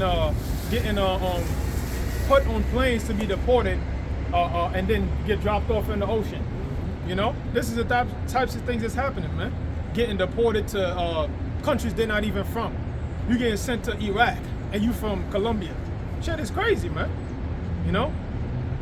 Verse 6, I will send him against an hypocritical nation, and against the people of my wrath will I give them a charge to take the spoil, and to take prey, and to tread them down like a mere of the streets. Yeah, that's what is happening now, man. The Most High has given charge to Donald Trump, ICE, DEA, FBI, the military now, and the National Guard. You know, to trample you under feet, man, because you're a hypocritical nation. You claim to believe in the Most High. You know, Jake always got God first in their bio. You know, always got a scripture in their bio. You know, you see Jake driving down the block, you see scriptures on their license plate and everything. Meanwhile, they're eating pork. You know, they're committing adultery. They're worshiping idols, going to church, celebrating wicked pagan holidays, man. You know? So this is why all of this is coming, man. Right?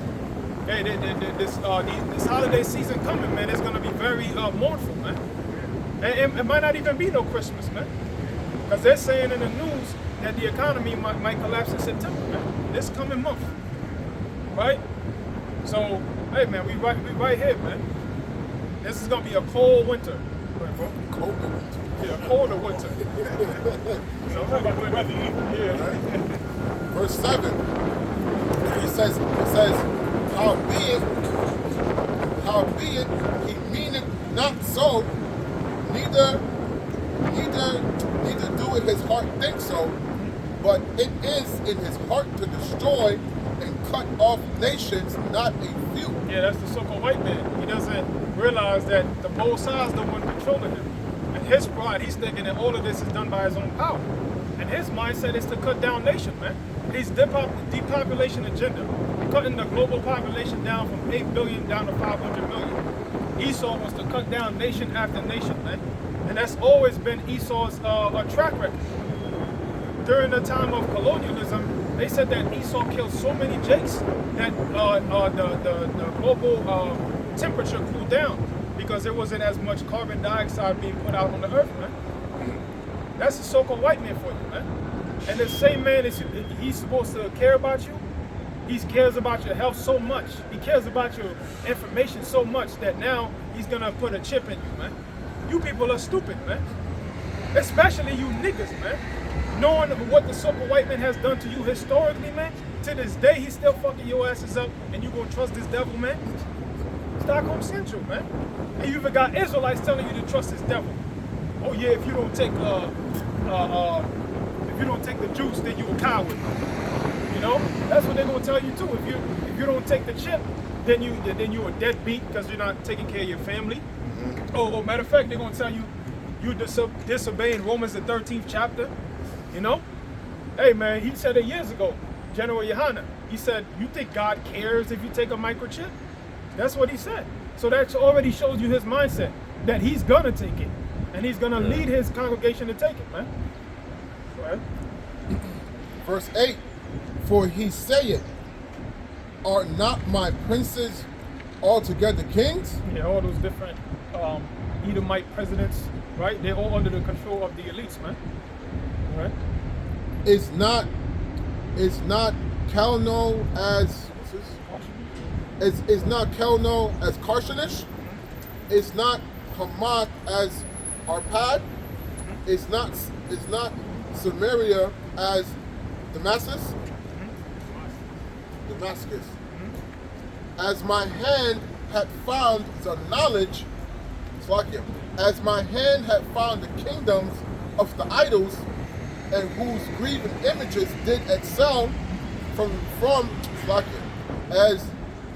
as my hand had found the kingdoms of idols, and whose graven images did excel them of Jerusalem and Samaria.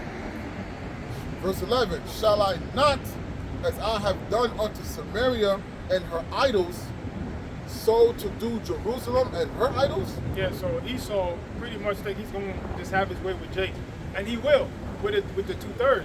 But once Esau tries to make a move on the elect, that's when the spirit of Yahweh Shemel Shah is going to rise up, man. The scriptures say the Lord, how does it go? The Lord is going to lift up a standard when the enemy comes like a flood, man.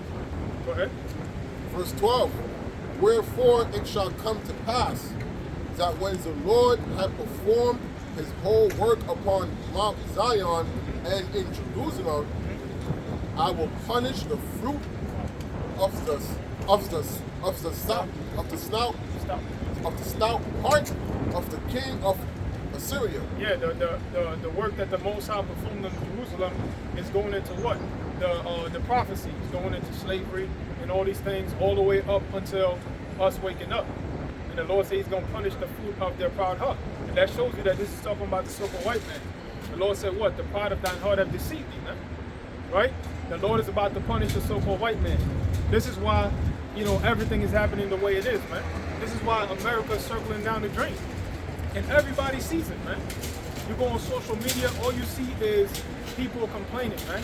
Edomites complaining, all of them saying that basically this is the end of America, man. Right?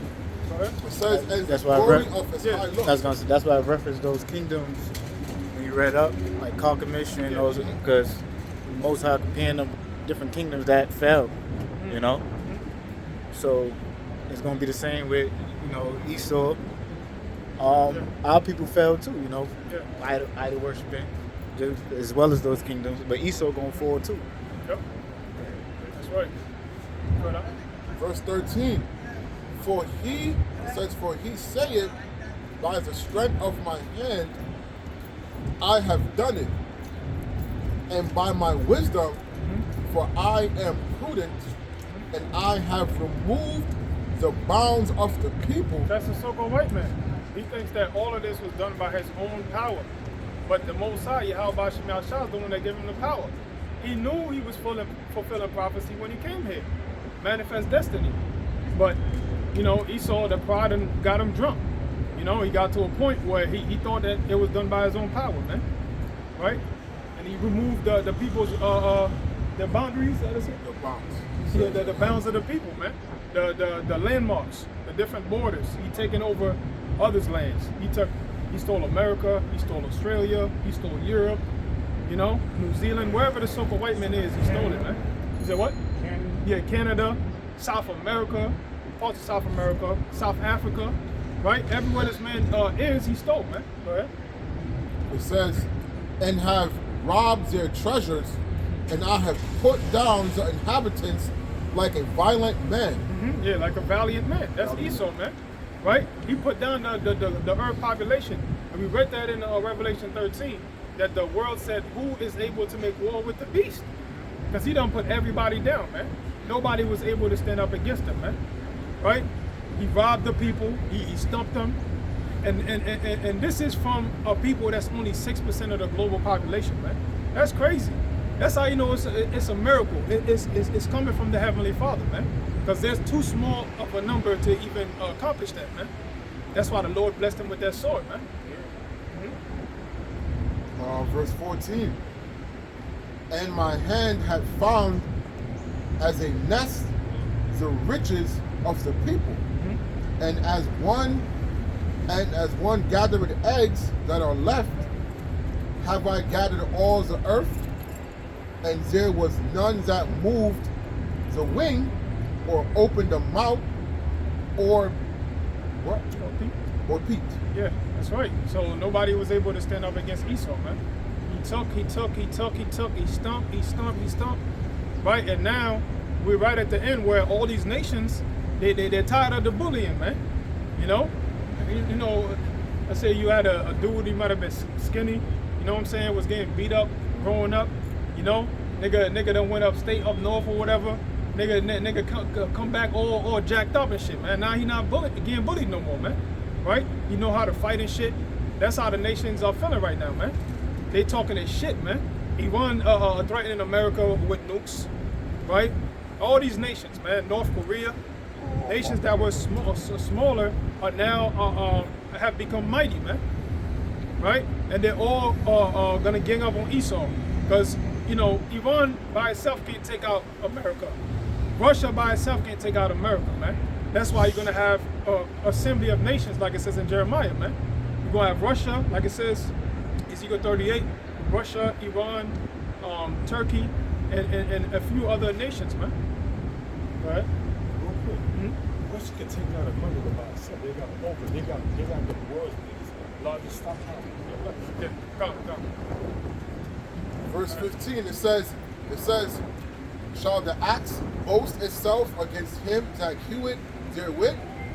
Or shall the saw magnify itself against him that shaketh it? Yeah, and that represents Esau. Basically, Esau is a tool of the Most High. And the Most High is asking a question. How is it an axe gonna boast against its wielder, man? That don't make no sense, right? The axe is a tool, right? It does what will is imposed upon it. So Esau's only doing the will of Yahweh Shai, but he's boasting against the Most High. That's fucking crazy. The same entity that gives you the power when you vote against him, to the point that he's gonna make war with his maker, man. That shows you Esau's the devil, man. That's Satan in the flesh. How are you gonna war against your maker, man? That's crazy. Okay? It says, as if the rod should shake itself against them that lift it up, or as if the staff should lift up itself as if it were no wood. Yeah, Esau, you just wood, man. You're made of elements, man. You're not a god. The Most High's gonna take you out using Yahweh Shah, man. The missiles and the UFOs, man. That's it on that. Give me that. Jeremiah, right? Yeah, Jeremiah. This is Jeremiah chapter 30, verse 7. It reads, alas, for that day is great, so that none is like it. It is even a time of Jacob's trouble, but he shall be saved out of it. Yeah, it is a time of Jacob's trouble, which Jacob is you so-called Negroes, Hispanics, and Native Americans, man. This is a time of your trouble, man. This is why all these legislations, these executive orders that's being passed is geared towards you, man. Right? You would think that since America got beef with China and let's say with Iran and you know America's enemies, you would think that they would use ICE and the government agencies to take them out, because they would be more of a threat to America than you know Jake, man. Because they're America's direct enemies, man. Look what happened during World War II. How they rounded up all the Japanese and put them in concentration camps, right? Because they were a threat to America. But they're not doing that to the Chinese and them. They're doing that to Israelites, man. Jake, we don't even have any power, man. What Jake gonna do, man? How are Mexicans a threat to America? Picking fruit, cooking in the back of the kitchen, cleaning up. How are they a threat to America, man? And that shows you who the Israelites are, man. Right? This is not happening to nobody else, man. Nobody's persecuted on the level that we are. Go ahead. I got a quick precept. Go ahead. It reads, this is Psalms chapter 37, verse 12. It reads, the wicked plotteth against the just and gnasheth upon them with his teeth. Yeah, that's the wicked that's going into these elites, man. You know, we're not talking about the average Edomite, because they don't have any power. We're talking about the ones with the power and the seat of authority, right? The wicked plotteth against the just. So that's these elites, man. They're plotting against us, right? Because they know they have a short time. They know that as long as the seed of Israel remains, that their new world order will never be fully accomplished, man. So they're trying to wipe out Israel, man. And this is not the first time a nation has tried to destroy Israel, man. They've never been successful, man. Right? It reads, the Lord shall laugh at him, for he seeth that his day is coming. That's right. So the Lord shall laugh at him, for he seeth that his day is coming. And the Lord is laughing at the so-called white man through his men. Right? we get all these news about Esau, going into Jake neighborhoods and all these legislations being passed, so-called black women losing her jobs, her benefits, right? We laugh at that, man, because we see that this is the end of Esau society, man. All the moves Trump is making is desperate moves, man. Go ahead. It reads, verse 14, the wicked have drawn out the sword and have bent their bow to cast down the poor and needy and to slay such as be of upright conversation. Yeah, the wicked have drawn out the sword. Hey, Trump just did that with his executive orders. He pulled the sword out the sheath, pulled out the National Guard, pulled out the military, pulled out ICE, the DEA, FBI, right? To cast down the poor and needy, man. It's to take you Israelites down. And ultimately, they're going to come against those that be of upright conversation, which is the prophets, man. That's why you got, what is it? What's the system that they're going to bring? Apostle Dawar did a lesson on it. It's called Gideon. It's an AI system that it's like a minority report. They predict crime. They're going to predict who's going to commit a crime, and based off of that, lock you up. So now this damn Amalekite came on the TV talking about they're going to implement it next week. And it's going to scour the whole internet for different, track people's data as far as, the comments, things you watch, things you done said online. They're going to track all of that, and then they're going to give that information to the local police force to go ahead and arrest you, man. So, hey, man, we already on that list. And y'all already got us identified, man. So don't be surprised if if they bang on your door, come to your job and try to haul you off, man. Right? Yeah, I'm about to say that makes sense because remember they already passed the law, I believe like a few years ago or a year or two ago, about how basically the police, they have the right to basically break into your home or enter your home if they suspect if you have the COVID virus. Oh, so that only makes sense if with that technology that you brought up through the spirit, that if they suspect you of a crime, I could see how they could just basically knock on your door and bring you in just to question you, and hold you up, and then basically now you just being held up, and you fighting, pleading your case, months, weeks, years. We see that happen even with Jake who are innocent of crimes. How they just basically, since they can't find that person or they want to bring that person down, they basically would just lock that particular person up and they'll be in jail for years, man. And they didn't even commit the crime. So that's only going to happen at a larger scale, with the men for the men of the Lord, the prophets. That's teaching and prophesying against this society, against this world. That's right. Yep. The scriptures speak about how we're going to suffer wrongfully. So hey, everything this brother is saying is through the spirit, man. This brother's on point. It's a little more. It says, verse 15, their sword shall enter into their own heart, and their bow shall be broken. Yeah, it's gonna fall on their own heads. What it say in Proverbs, he that diggeth a pit shall fall into it. So Esau could set up a trap, for brothers, end up falling into his own trap. You have brothers, brother might live in a certain building, Esau might just plot to, blow up the building, and some way, somehow, she ended up getting fucked up, blow up on his face, shit like that. Yeah. Go ahead. This is Psalms 9, verse 16. The Lord Yahweh is known by his judgment, which he executed. The wicked is snared in the work of his own hands. Yeah, he trapped himself. He caught himself in his own trap, man.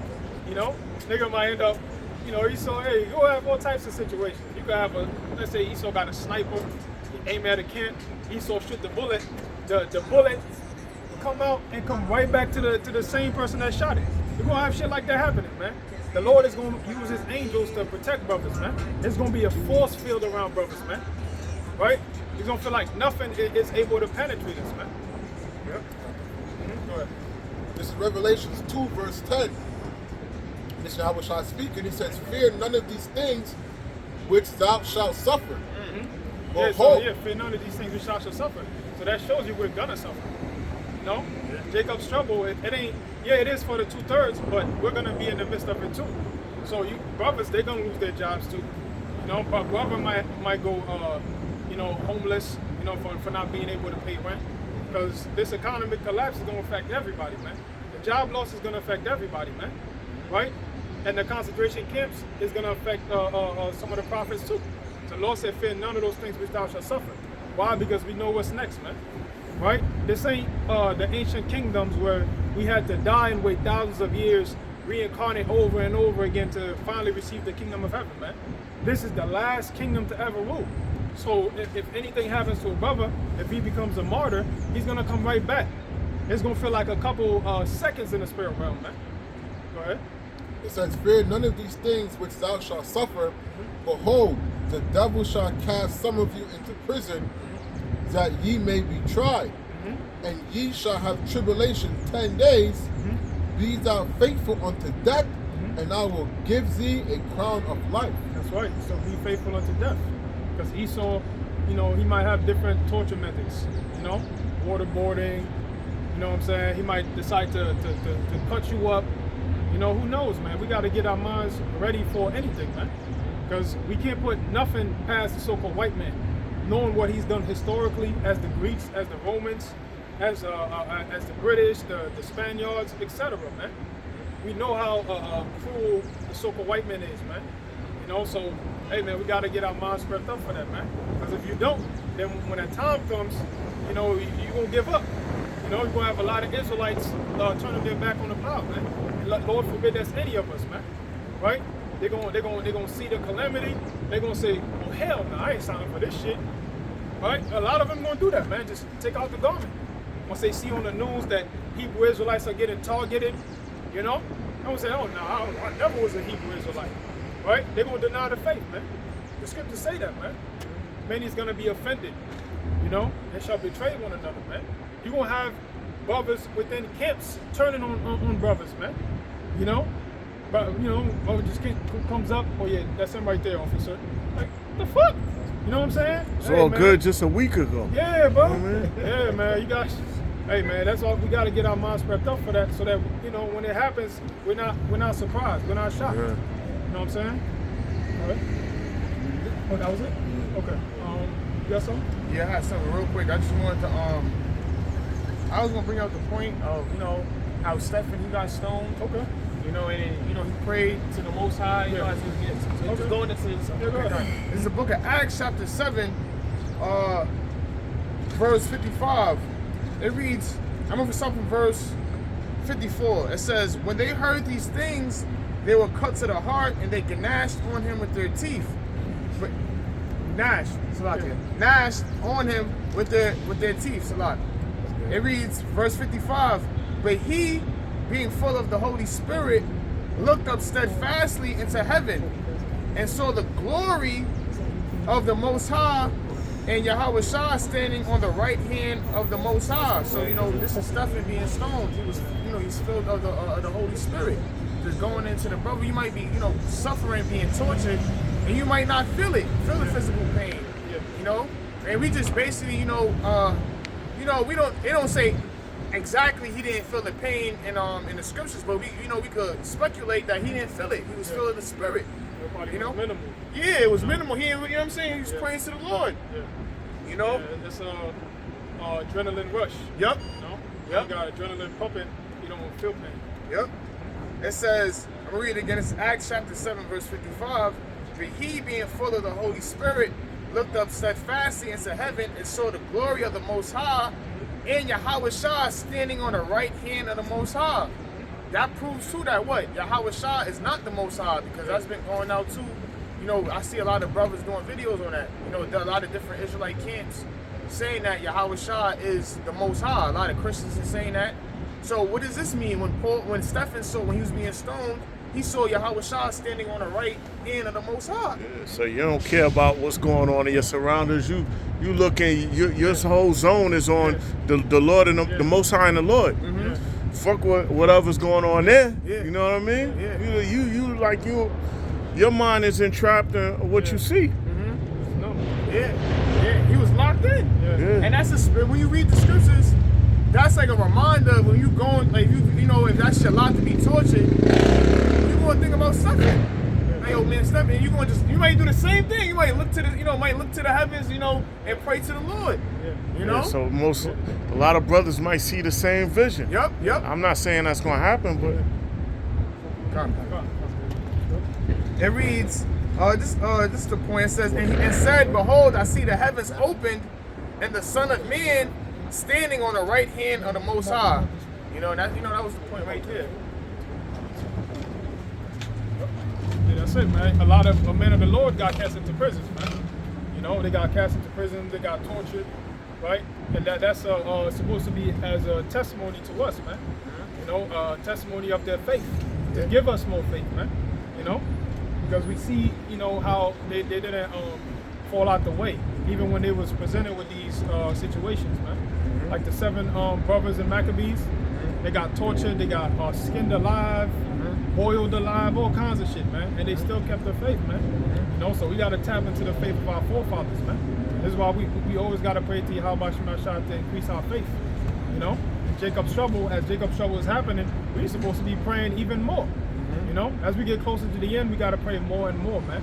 That's how Yahweh Shemashah is going to draw closer to us.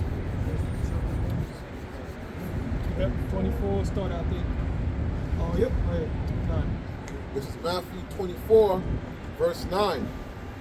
Then shall they deliver you up to be afflicted, and shall kill you, and ye shall be hated of all nations for my name's sake. That's right, so they shall deliver us to be afflicted, man. So brothers are gonna get locked up, get punishment from Esau for being so-called enemies of the state, right? And it says, shall kill you, and you shall be hated of all nations for my name's sake. So everybody's gonna hate us. You know what they're gonna do? They're gonna do the same thing they did with Elijah. Elijah, the Lord put the spirit on him to prophesy of the famine, and when the famine came, Ahab blamed him for the famine. So as these calamities come upon America, they're gonna blame us. They're gonna say it's GMS fault. Get these niggas, man. Because brothers, they're gonna see the videos as they're going through shit, right? They might be starving and shit, and then the video pop up, like, yeah, you famous, come on, us gonna die, you gonna starve. They're gonna blame you. They're gonna say it's your fault that they're going through this shit, man. Right? That's why we're gonna be hated, man. It's like we're gonna be rubbing it in their faces. Like, yeah, that's because your ass is wicked. That's why your ass is dying, motherfucker. Right? Go ahead. It says, and ye shall be hated of all the nations for my name's sake. And then shall many be offended, and shall betray one another, and shall hate one another. Yeah, that's when you're gonna see those agents come out. Different heads or whatever. Different pillars in different camps. Different Hebrew Israelite camps. You see them just come out and be those agents, man. They reveal their colors. Special agents such and such. Like, what the fuck?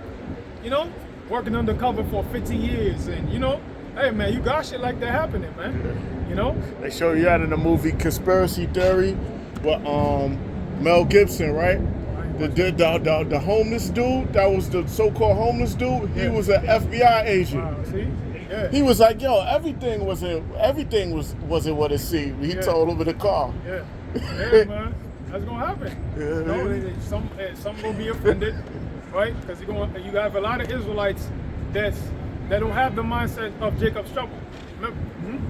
One more thing, and they live. One of the dudes that was so-called homeless, he wound up being an agent and got He sold out. Yeah, he sold out. He sold out. You know what I mean? Yeah. He had the suit, he had the Rolex on and all that. Yeah. And you're gonna have a lot of Israelites sell out in that time too. You might have Israelites now that might be sincere, but that time come, they're gonna sell out, So Continuing in Matthew 24, verse 11. And many false prophets shall rise and shall deceive many. Yeah. That's right, and that's been happening over the years, man. Telling you ain't gonna be no Jacob's trouble.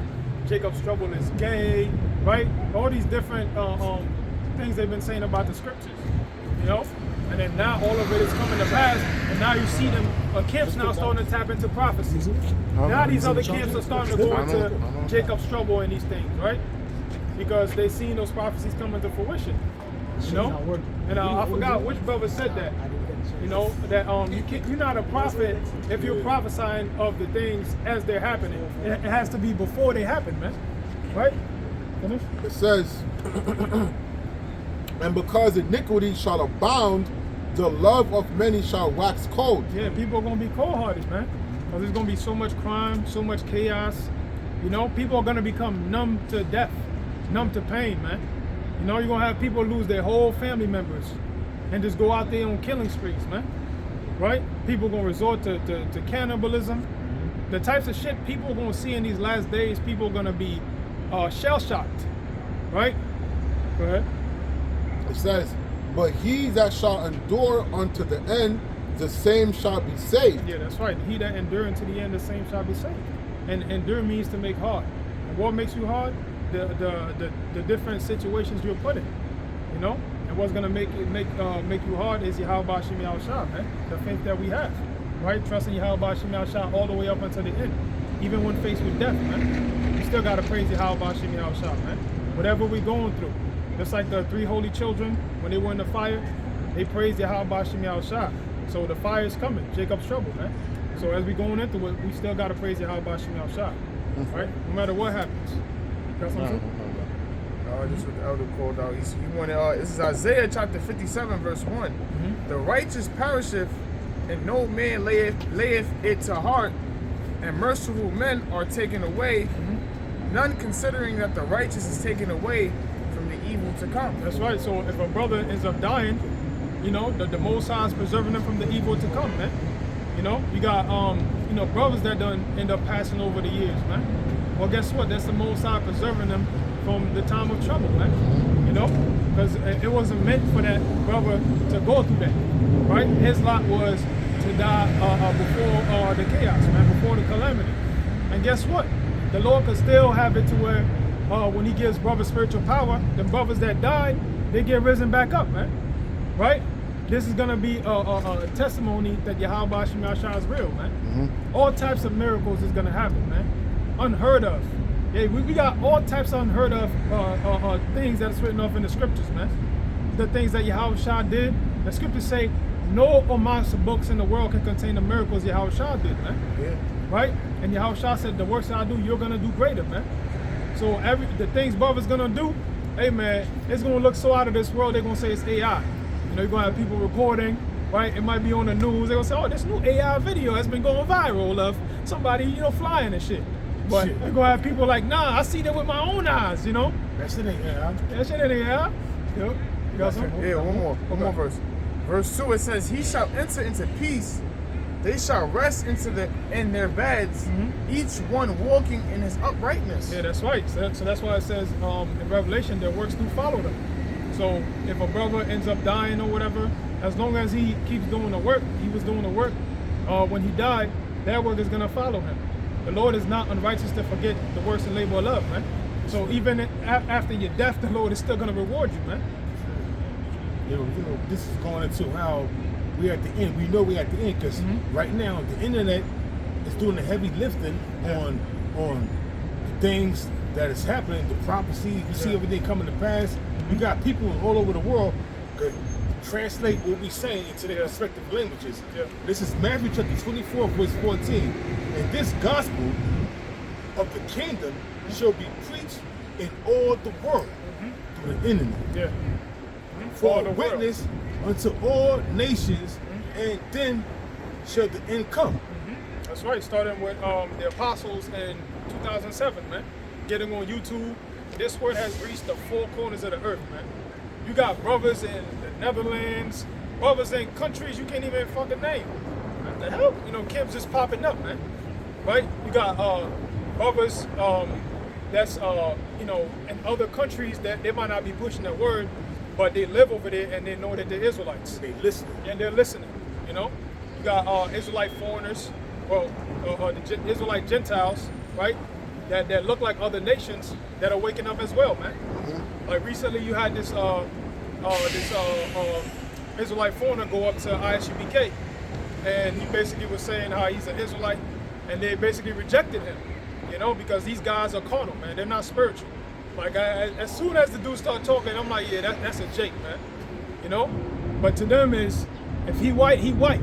You know, bear witness. Yep. And he was like, yo, you know, I mean, he was going. I seen that same Yeah. video. Yeah. He was like, you know, the spirit was on him to saying that. Listen, I believe in what you're saying. Yeah. So if you believe it, so the spirit's bearing witness with you, with our spirit, then you know, and if you believe in this and you believe in the Most High, Yahweh Shai, then hey, you know what I'm saying? Then if you fully persuaded in your mind, then hey, man, you're a part of this. You probably more than likely you and Jake. That's right. Or not a Jake, or Ephraimite, or one of the other tribes. You know what I'm saying? Yeah, that's right. Yep. Yeah, man, the scriptures say no man can learn that song but the 144,000.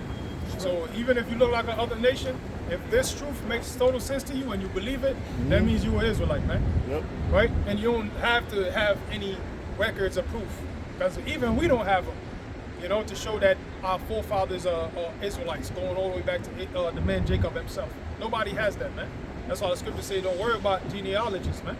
Right? And we don't even know really which tribe we're from.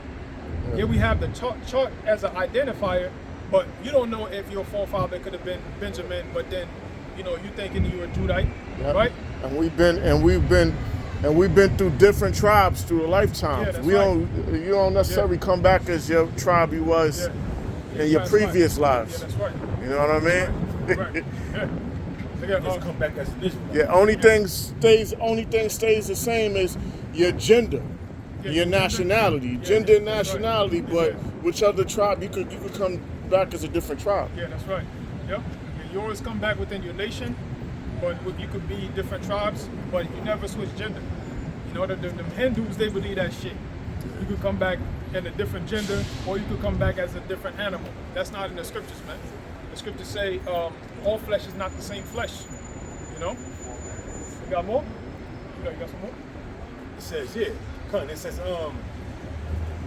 when ye therefore shall see the abomination of desolation spoken of by Daniel the prophet, stand in the holy places.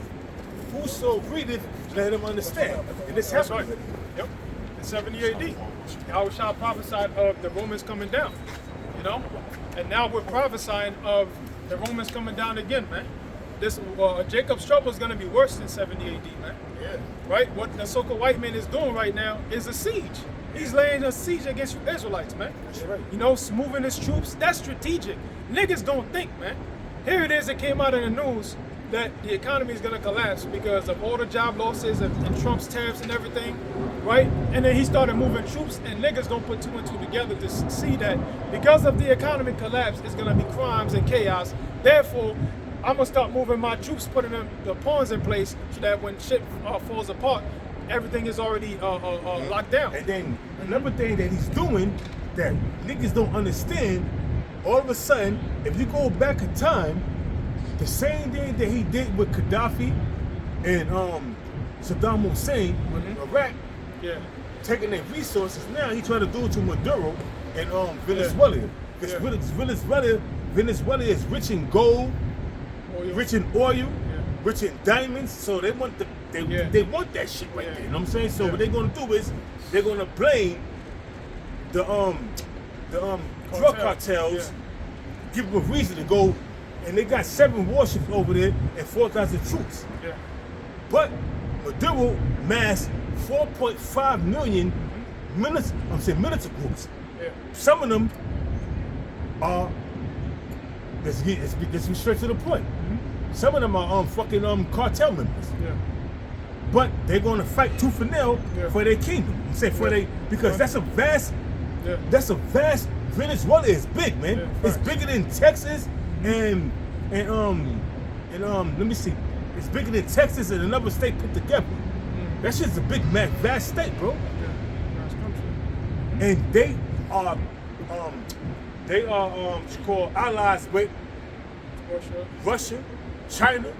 Oh yeah, it's gonna get interesting. So it's gonna get very interesting, you know what I'm saying? Because of what's happening, man. All of a sudden now, when America lacks resources, when they see that they shit is sinking, they go, I gotta take these niggas, I gotta take their shit, man. Same thing with the Roman Empire, man. Same thing with the Greek Empire. Same thing with all these different nations that ruled before. So you got something? Bring it up, bro. No, you got something? Did you finish yours?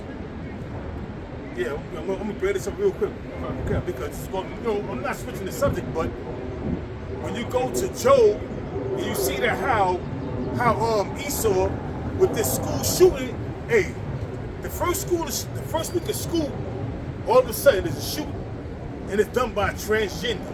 Whether it was a male trying to be a female or a female trying to be a male, but it was done by a transgender, and his name was Robert, but he changed his name to Robin. I forgot his last name. So that's Esau, 2 Corinthians 2:11.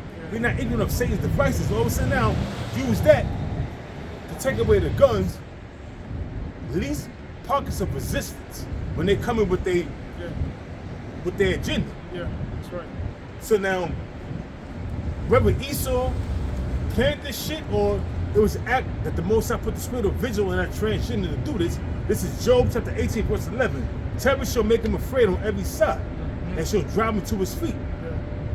So you got these women and these men, they was running to the school, shocked, scared, terrorizing their face because 2 children got killed and multiple got injured by this transgender.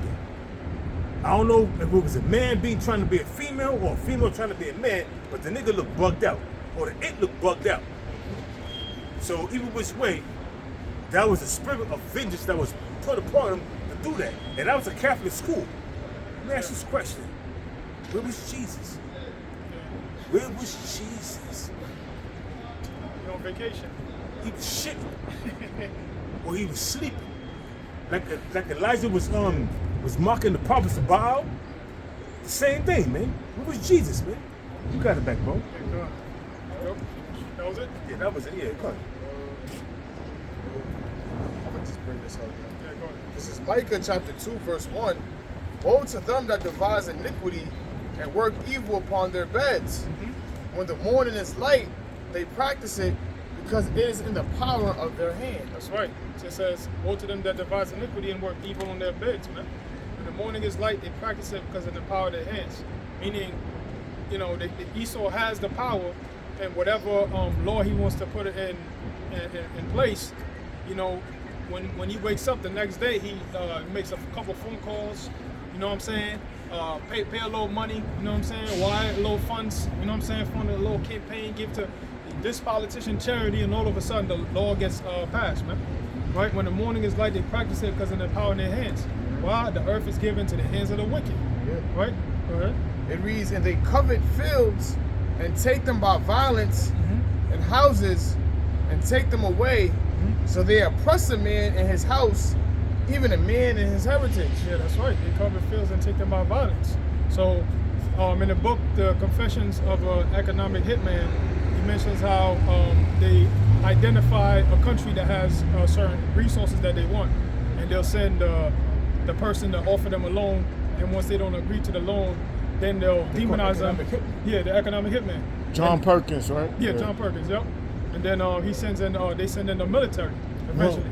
What they would do is they would send the economic hitman, and then if they don't concede, bow down to their will, then they would send the jackals to try to assassinate the president. They'll send them to try to blow the plane up, and then if they can't get them, that's when they sending them SEAL team. That's when they send in the military, like they did to Muammar Gaddafi. Yeah. They did the same thing to Muammar Gaddafi. They tried to assassinate him. They sent in the economic hitmen. It didn't work because they was thriving. The economy was because Libya is rich in oil. Yeah.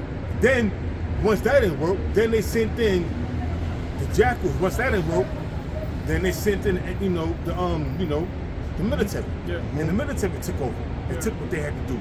Yep. But this is backing you up. You finished with that? Yes, sir.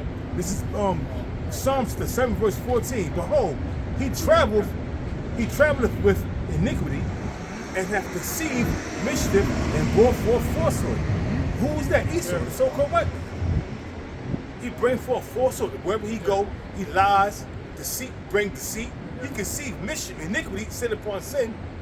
Any nation he go to, if a nation got some resources that Esau is lacking, like lithium for the batteries in the cell phone, or if it's coal or whatever he has, another nation has that he wants.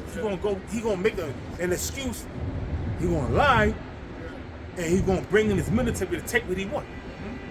Like they're trying to do to Venezuela. But Venezuela, Maduro massed 4.5 million troops.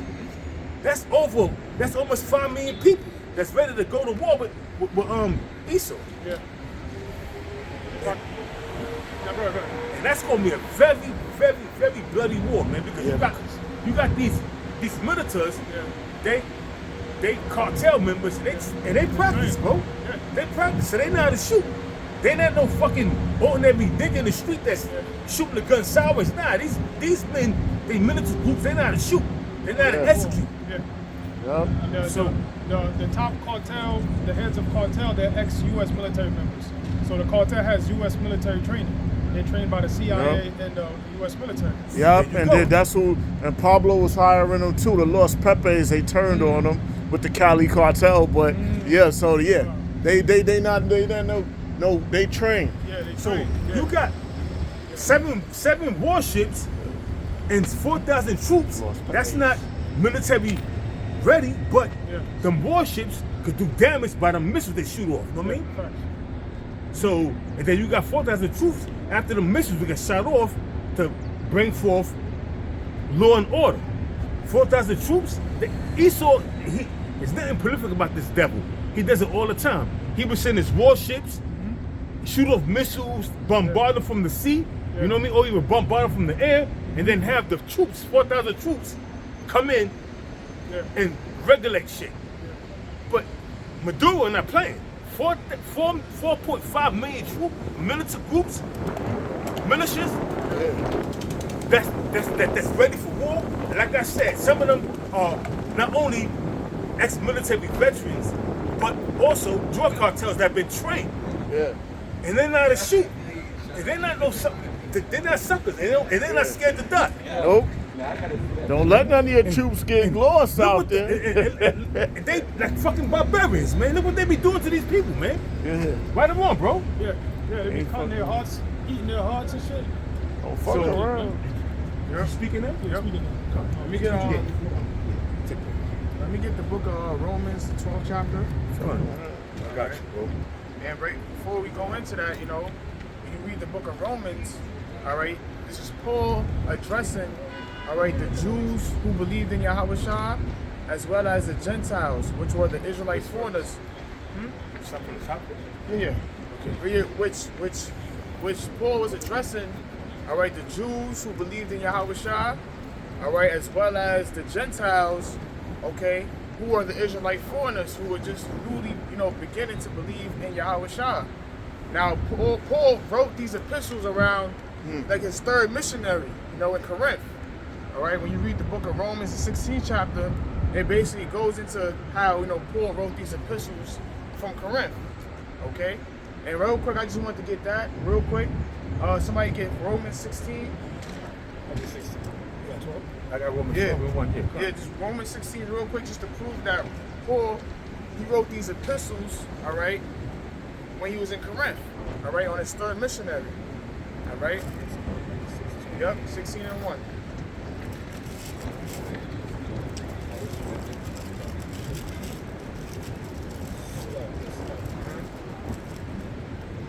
It's about to be out of season soon. It's about to get real cold. It's going to be a cold winter, I think. Not only weather-wise, but what's going to happen with the economy and how Donald Trump is going to bring forth all kind of shit. We're going to see. This Romans 16:1 says, I command unto you, Phoebe, our sister. Yep. Now Phoebe, when you go into it, Phoebe was, I got it right here, she was an entrusted messenger who basically carried out the epistles. So she, is going to go into it. Go ahead. It says, which is a servant of the church, which is at Centura. At Centura, so I got it right here. So Centura was the eastern port of ancient Corinth. So she basically carried out the epistles from Corinth all the way to Rome, just to prove that when Paul, when he was writing these epistles to the Israelites in Rome, he was writing it from Corinth. Okay, now when he was writing these epistles to the Israelites, the believers, he was just basically laying down the foundation, because there was a lot of division going on, all right, in those times. So, Paul was, trying to set things in order through the Spirit. And those epistles apply to us right now, all right?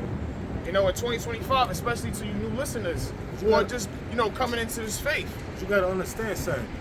Paul, the Apostle Paul wrote 2, First and Second Corinthians, because they was going off, man. They had women teaching. Yeah. They had a lot of things that the Lord put the Apostle Paul to correct. So you gotta understand that the Corinthians was going off. Corinth in Greece, they was going off, man. They was having long hair. Apostle Paul brought out all that. They was having long hair. You out? No, I'm good. They was having long hair. You know, they was just doing that which was evil in the eyes of the Most High. Committing all kind of wicked acts, having women teach. Yeah. You know, so Apostle Paul was bringing this out. Yeah. And they was going off, man. Because it's funny, you know, it's beautiful how you mention that, because Corinth, they was known as Sin City. You know, just backing you up, because they was doing a lot of wicked, abominable things. You know, they was, you know, having orgies. You know, they were just going plainly off, worshiping pagans. Idols and temples. They was going crazy. They was doing all types of sorcery, witchcraft. You know, but yep. The main thing was the Apostle Paul brought, and both of the First Corinthians and the Second Corinthians, them was long ass books, man. Why? Because he was trying to bring them back. They was going off completely, man. Yeah. When you got women teaching, that's what's happening to this day. Why do you got these women on TikTok talking shit, man? Running their pothole. Those are the same spirits coming back in the modern day era we living in now. We still in biblical times, man. Ain't no ancient biblical times, and we not in biblical times anymore. We still in biblical times, man. We in modern day biblical times. We not in ancient biblical times. We in modern day biblical times, man. And these prophecies are starting. It's not starting. They speaking. That's right. And a lot of people, they noticing this shit. They getting afraid. They being afraid, man. Look what's going on in Palestine. It's a well-known famine in Palestine, man. Well-known famine. All these nations seeing it, but they're not saying that because you know why? Who controls the world? Amalek. So they keeping quiet. They just falling back watching. But all these nations are seeing this shit. And who's back? And then they got the strongest backer, the Americans, that's backing them. So they doing ruthless shit. Yeah, bro. Yep. Yeah, good. Romans 12. This is Romans 12, chapter 12, verse 1. Yeah. This is Romans 12, verse 1. I beseech you, therefore, brethren, by the mercies of our power. It says, beseech you, there, brethren. All right. Now, who is he talking to? Like I mentioned before, he's talking to the Israelites. All right, the Jews who believed in Yahweh Shah, as well as, all right, the Gentiles who were the Israelite foreigners, who basically was following the customs after the heathen. All right, in these times, it was following the customs of the Romans and the Greeks, because in that time it was a Roman Greco era. Okay, so he's talking to the Israelites ultimately, which is right today in modern times, as you so-called Negroes, Latinos, and Native Americans. That's right. Go ahead. It says, I'm going to read from the top. Yep. Romans chapter 12, verse 1. Yep. I beseech you, therefore, brethren, by the mercies of Yahweh, that ye present your bodies a living sacrifice. It says that you present your bodies as a living sacrifice. Now, even under the law, there was an animal sacrifice. All right, so now Paul is saying through, the sacrifice of Yahweh Shah, we have to present our bodies as that living sacrifice. Now it's going to go into it. Go ahead. It says, holy, acceptable. So you have to be separate from this world, or from the ways that you was once in. All right. How do we present our bodies as a living sacrifice now? By coming out here on the highways and byways and teaching this word. That's right. Being in season and out of season, teaching in the cold, teaching in the hot, teaching in the snow, teaching in the rain, as well as putting off the ways that superfluity, the ways of the world. All right, putting off celebrating Christmas, celebrating Halloween. All right, celebrating all these pagan holidays and coming back. All right, and to celebrate the real holy days, which is the Sabbath days. Yep, the Day of Atonement, which is coming up in September. You got the Passover. All right, you got Hanukkah. So there's no excuse for you to celebrate Christmas, because in the time of Hanukkah is a whole week of you exchanging gifts, and praising Yahweh Shem Shah. All right, so you have to, transform your mind. you know, from the ways right now of America, because a lot of our people, they're Americanized. Okay? Go ahead. It says, holy, acceptable unto Yahweh, Yep. which is your reasonable service. It says, which is our reasonable service. So serving the Lord, all right, is our reasonable service. All right, somebody can get that in Ecclesiastes, I believe 12. There's no more. Yeah, nah, we're gonna go through it. We're gonna ping pong it back. Ecclesiastes 12. Why they do it 12 and 10, where it says the whole duty of man? Yeah. Yep. Alright, this is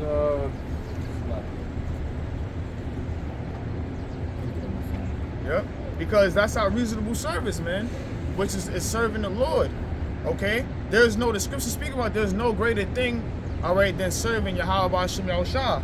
So we have to put this over everything, over your job, over your family, okay?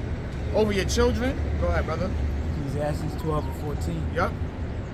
For Salaki, 12 and 12. Mm-hmm.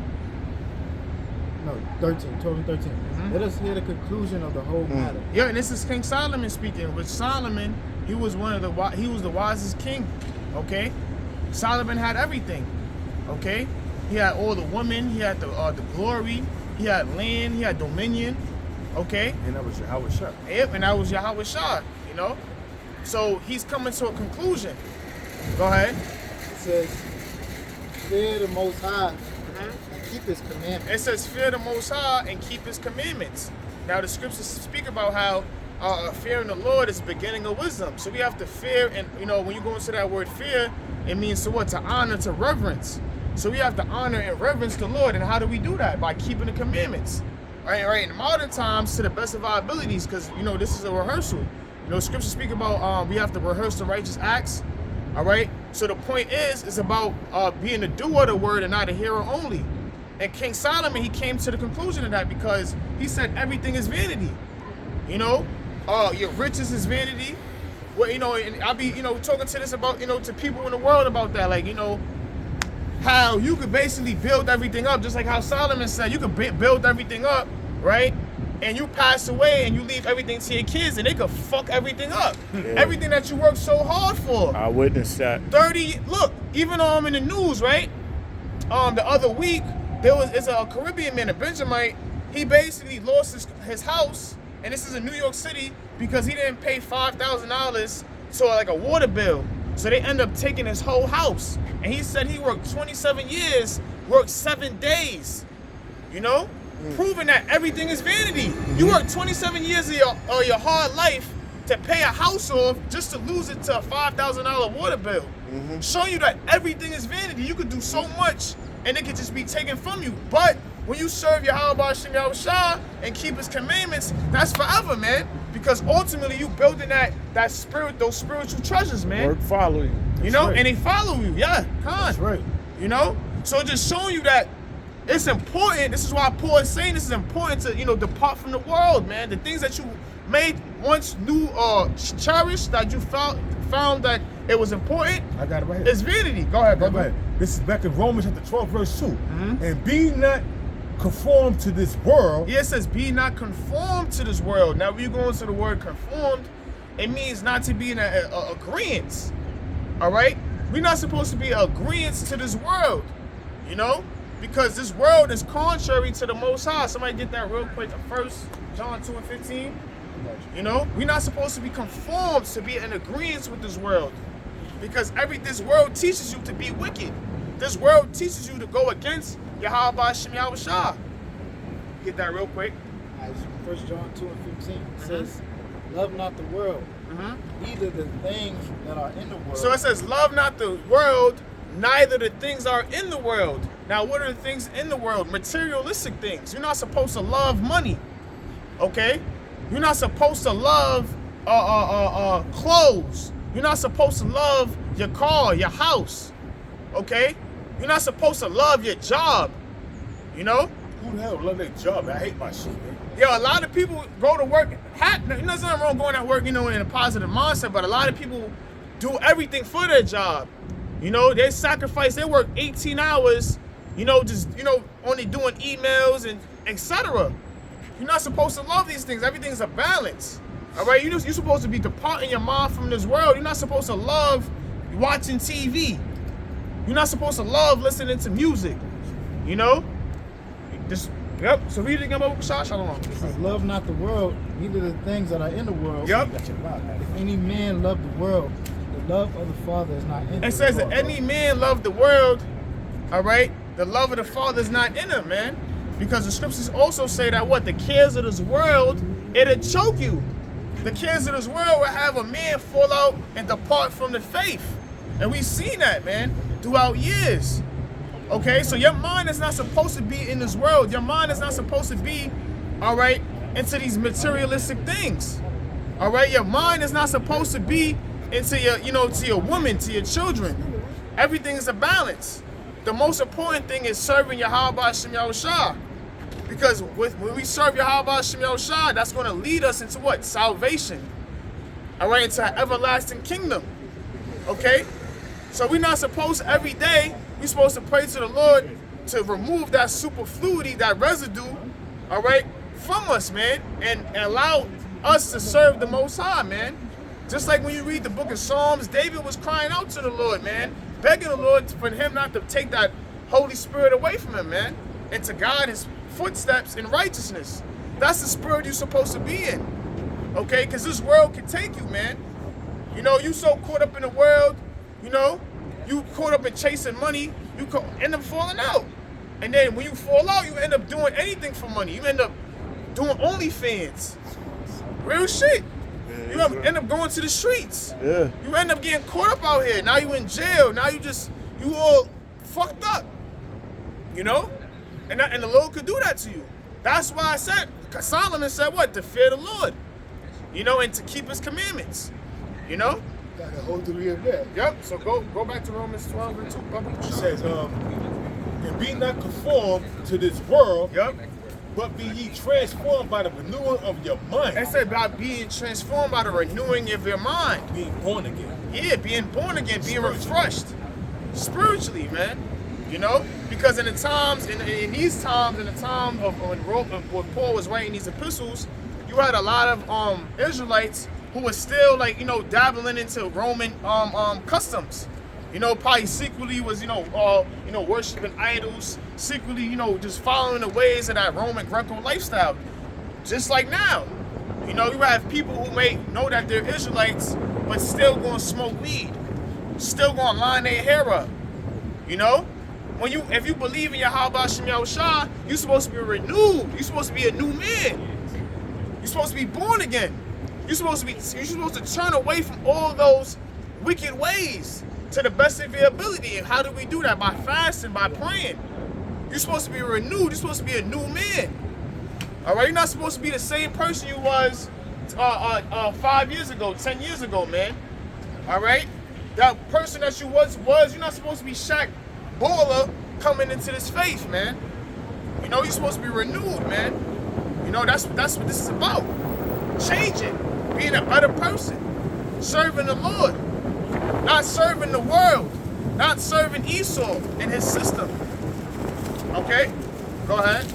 It says, by the renewal of your mind, Yep. that ye may prove what is that good and acceptable and the perfect will of your house. Yeah, and when you do these things, you're proving to the Lord that you acceptable. That's why we do these works, to prove to Yahweh Hashem Yahushua that we're acceptable, man.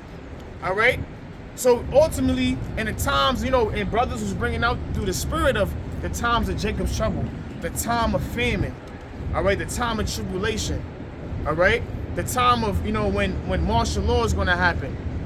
All right, real quick, somebody get Hebrews 6 and 10, because the scriptures speak about how the Lord is not going to forget the labor that we do. Okay, that's a part of you being holy and acceptable. Okay, and proven to the Lord of our works. All right, somebody get that real quick. Go ahead. It's Hebrews 6 and 10.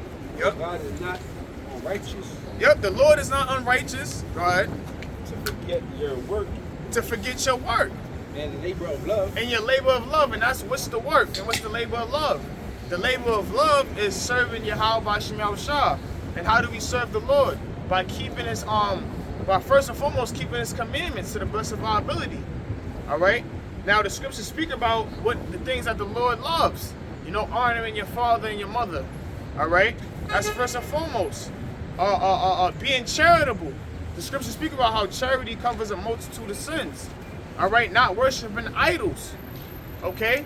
Loving one another. You know, loving your brothers. Okay? Keeping the Sabbath days holy. All right? Coming out here teaching his word if that's the lot the Lord put you in, if that's your measure. All right? So the Lord said he's not unrighteous. All right? Because what? The Lord ultimately is a man of his word. So if you coming out here serving Yahweh Shem Yahushua, hey, the Lord is going to make sure you good, man. The Lord is going to protect you, or the Lord is going to put that spirit on you to endure whatever you got to endure. Go ahead. Right. So it says, heard again. Uh-huh. Hebrews 6:10. For the Most High is not unrighteous to forget your work Yep. and labor of love, Yep. which ye have showed toward his name. Yep, since you have showed towards his name, showing you that his name is important. All right, we come out here showing our labor of love and the works towards the name, to the correct names, which is Yahweh, which means he exists. All right, Bahashem means in the name, and Yahweh Shah, which means he delivers, which is correct according to the Paleo Hebrew. His name is not Yeshua, his name is not Yahweh or Yahuwah. Okay, so his name is important, man, and we showing our labor of love and our works towards Yahweh Shem Yahushua.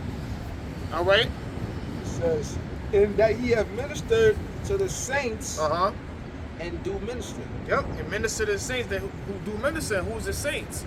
The saints, pursuant to Psalms 100, the 148th chapter, is the Israelites, man. All right, which the saints is the believers who's actually applying, all right, the scriptures, applying the Lord's word. All right. But that was it. You can go back to Romans 12, Baba Kusha. Romans 12 and 2. It says, I'm going to read it from the top again. And be not conformed to this world, Yep. but be ye transformed by the renewal of your mind, Yep. that ye may that ye may prove what is that good and acceptable in the perfect will of Yahweh. Yep. So you got to be renewed, man. All right. You got to be renewed in your mind, man. All right, being a brand new man. All right, when you come into this faith. So if you was smoking weed in the world, hey, stop smoking weed, man. If you was lining up your beard and your hairline, stop doing that. If you was worse, celebrating these different holidays like Christmas, Halloween, Easter, okay? Hey, stop doing those things, man. If you were a true believer, all right. If you was once eating pork, stop eating pork. If you was eating those pork chops, penne, griot, stop doing those things. Okay. Even everyday life, man. Even dealing with things in everyday life. You know what I'm saying? Like, how you walk in this. You gotta walk circumspectly in this ministry. You gotta do that which is right in the eyes of the Most High, even to the lowest detail. You know what I mean? I mean, you gotta watch how you treat brothers. Watch what you say. Watch what you do. You gotta be circumspect, watching everything around you. Look at the prophecies that's coming to pass. Everything that comes. It's called renewal of your mind, being born again. Yeah. Not doing the things that you was doing in the world. You just become a new creature. Yeah. Putting away certain things that you have done when you was in the world. We all have done wicked things in the world. And even so now, and it's true. We still go off. You know what I'm saying? Not willingly, but we in the flesh. Yeah. So we gotta be mindful and be aware of how we move. Yeah. Because you can see a woman, when you look at her, how do you know she ain't got a man? You like, damn, she got a fat ass. You just, imagine some crazy shit in your mind. Yep. That's like adultery. That's right, brother. Yeah. Go ahead. So it says, verse 3, for I say, though the grace given unto me to every man that is among you, not to think themselves more highly than he ought. Yeah, so you're not supposed to think highly than you ought, right? Because now in the time in that Roman time period, you had a lot of Israelites and Jews who believed that they was better than the Israelite foreigners because they grew up in the law, So they felt like they was better. It's like, man, we know who our forefathers is. We know who our lineage is. So a lot of Israelites, they believed in that time period that they were better. You know, they believed that they had more wisdom than the new believers, the Israelite foreigners. Same thing today. We have to apply that today. You know, we always have to be humble. All right, somebody can get that in Proverbs. You know, going into pride goes before pride goes before destruction. Okay. Yahweh Shah, man. Yahweh Shah didn't come on a horse. You know, he came on a donkey. Yeah. Showing humility, man. Mm-hmm. Coming lowly. Yeah. You know, like brother said, in today's time, even today, you got guys that's like, because everything that happened already happened in the past. You know, nothing under the sun. So it's guys out here in that mind state that they're prideful. They know they're great. You know, they want to be the high priest. They want to be the top guy. Yeah. And then what's happening? A lot of them guys is getting judged right in front of your faces. Yeah. You know, like Eleazar. You know, or Alazar, not Eleazar, Alazar. You know, he, you know, that's a prime example. You know, he was very prideful. So-called mighty man, proud, right? Yep. The Lord turned him into a lotus flower. Yeah. That dude, when he came down to 34th Street, going back when I first saw him, when I first met the dude personally, you know, when he came down to 34th Street and he called the Apostle Tahar a motherfucker, I never liked that dude. You know what I'm saying? Yeah. He's a lotus flower now. How you gonna disrespect the man you learn from? Yeah. You know, so when from that day forward, I was like, you know, this dude, the Most High got him numbered. You know what I'm saying? Yeah. And guess what? What happened was, hey, just like Samson got taken down by Delilah and a lot of men got taken down by women, she caused his downfall. Now he's A lotus flower. he's a lotus flower, and he's justifying that, you know what happened to him when he got pegged. Nigga, you let a woman peg you, you let a man peg you. That's being real, bro. Yeah. You let a woman peg you, you was moaning and making all kind of noise and bucking up back and throwing that shit back. Come on, man. You already know you was in that shit. I'm saying you was into it. Because you wasn't into it, she wouldn't be pegging you. She was grabbing you by your hair and doing what you. Yeah, bro. Let me that shut up, man. Yeah, bro. Bring up the precinct. This shit is. Proverbs, Yeah, bro. Proverbs 16 and 18. Yep. Pride goeth before destruction. Yep. And the haughty spirit before a fall. Yeah, so pride goes before destruction, man. And that's one of the things that, you know, the Lord hates. All right? It's pride. You know, I think that's in Proverbs 6, real quick, because it goes into the 6 abominations that the Lord hates. Let me get that. Let me see if I can get that if it's in Proverbs 6. You can get that real quick if it's in Proverbs. You know? But ultimately, you know, pride goes before destruction, and that's why ultimately Esau is going to be brought down, because he is prideful. So that's why when Paul is talking, he says not to think yourself highly. You know, don't put yourself in the spirit of Esau, because even in the time of Rome, they was big on social ranking. Same thing now, because America is the new Rome. You know, and they're very prideful.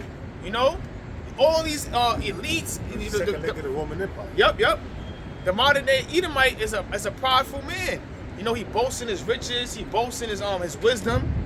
You know, so you don't want to follow after that spirit, man.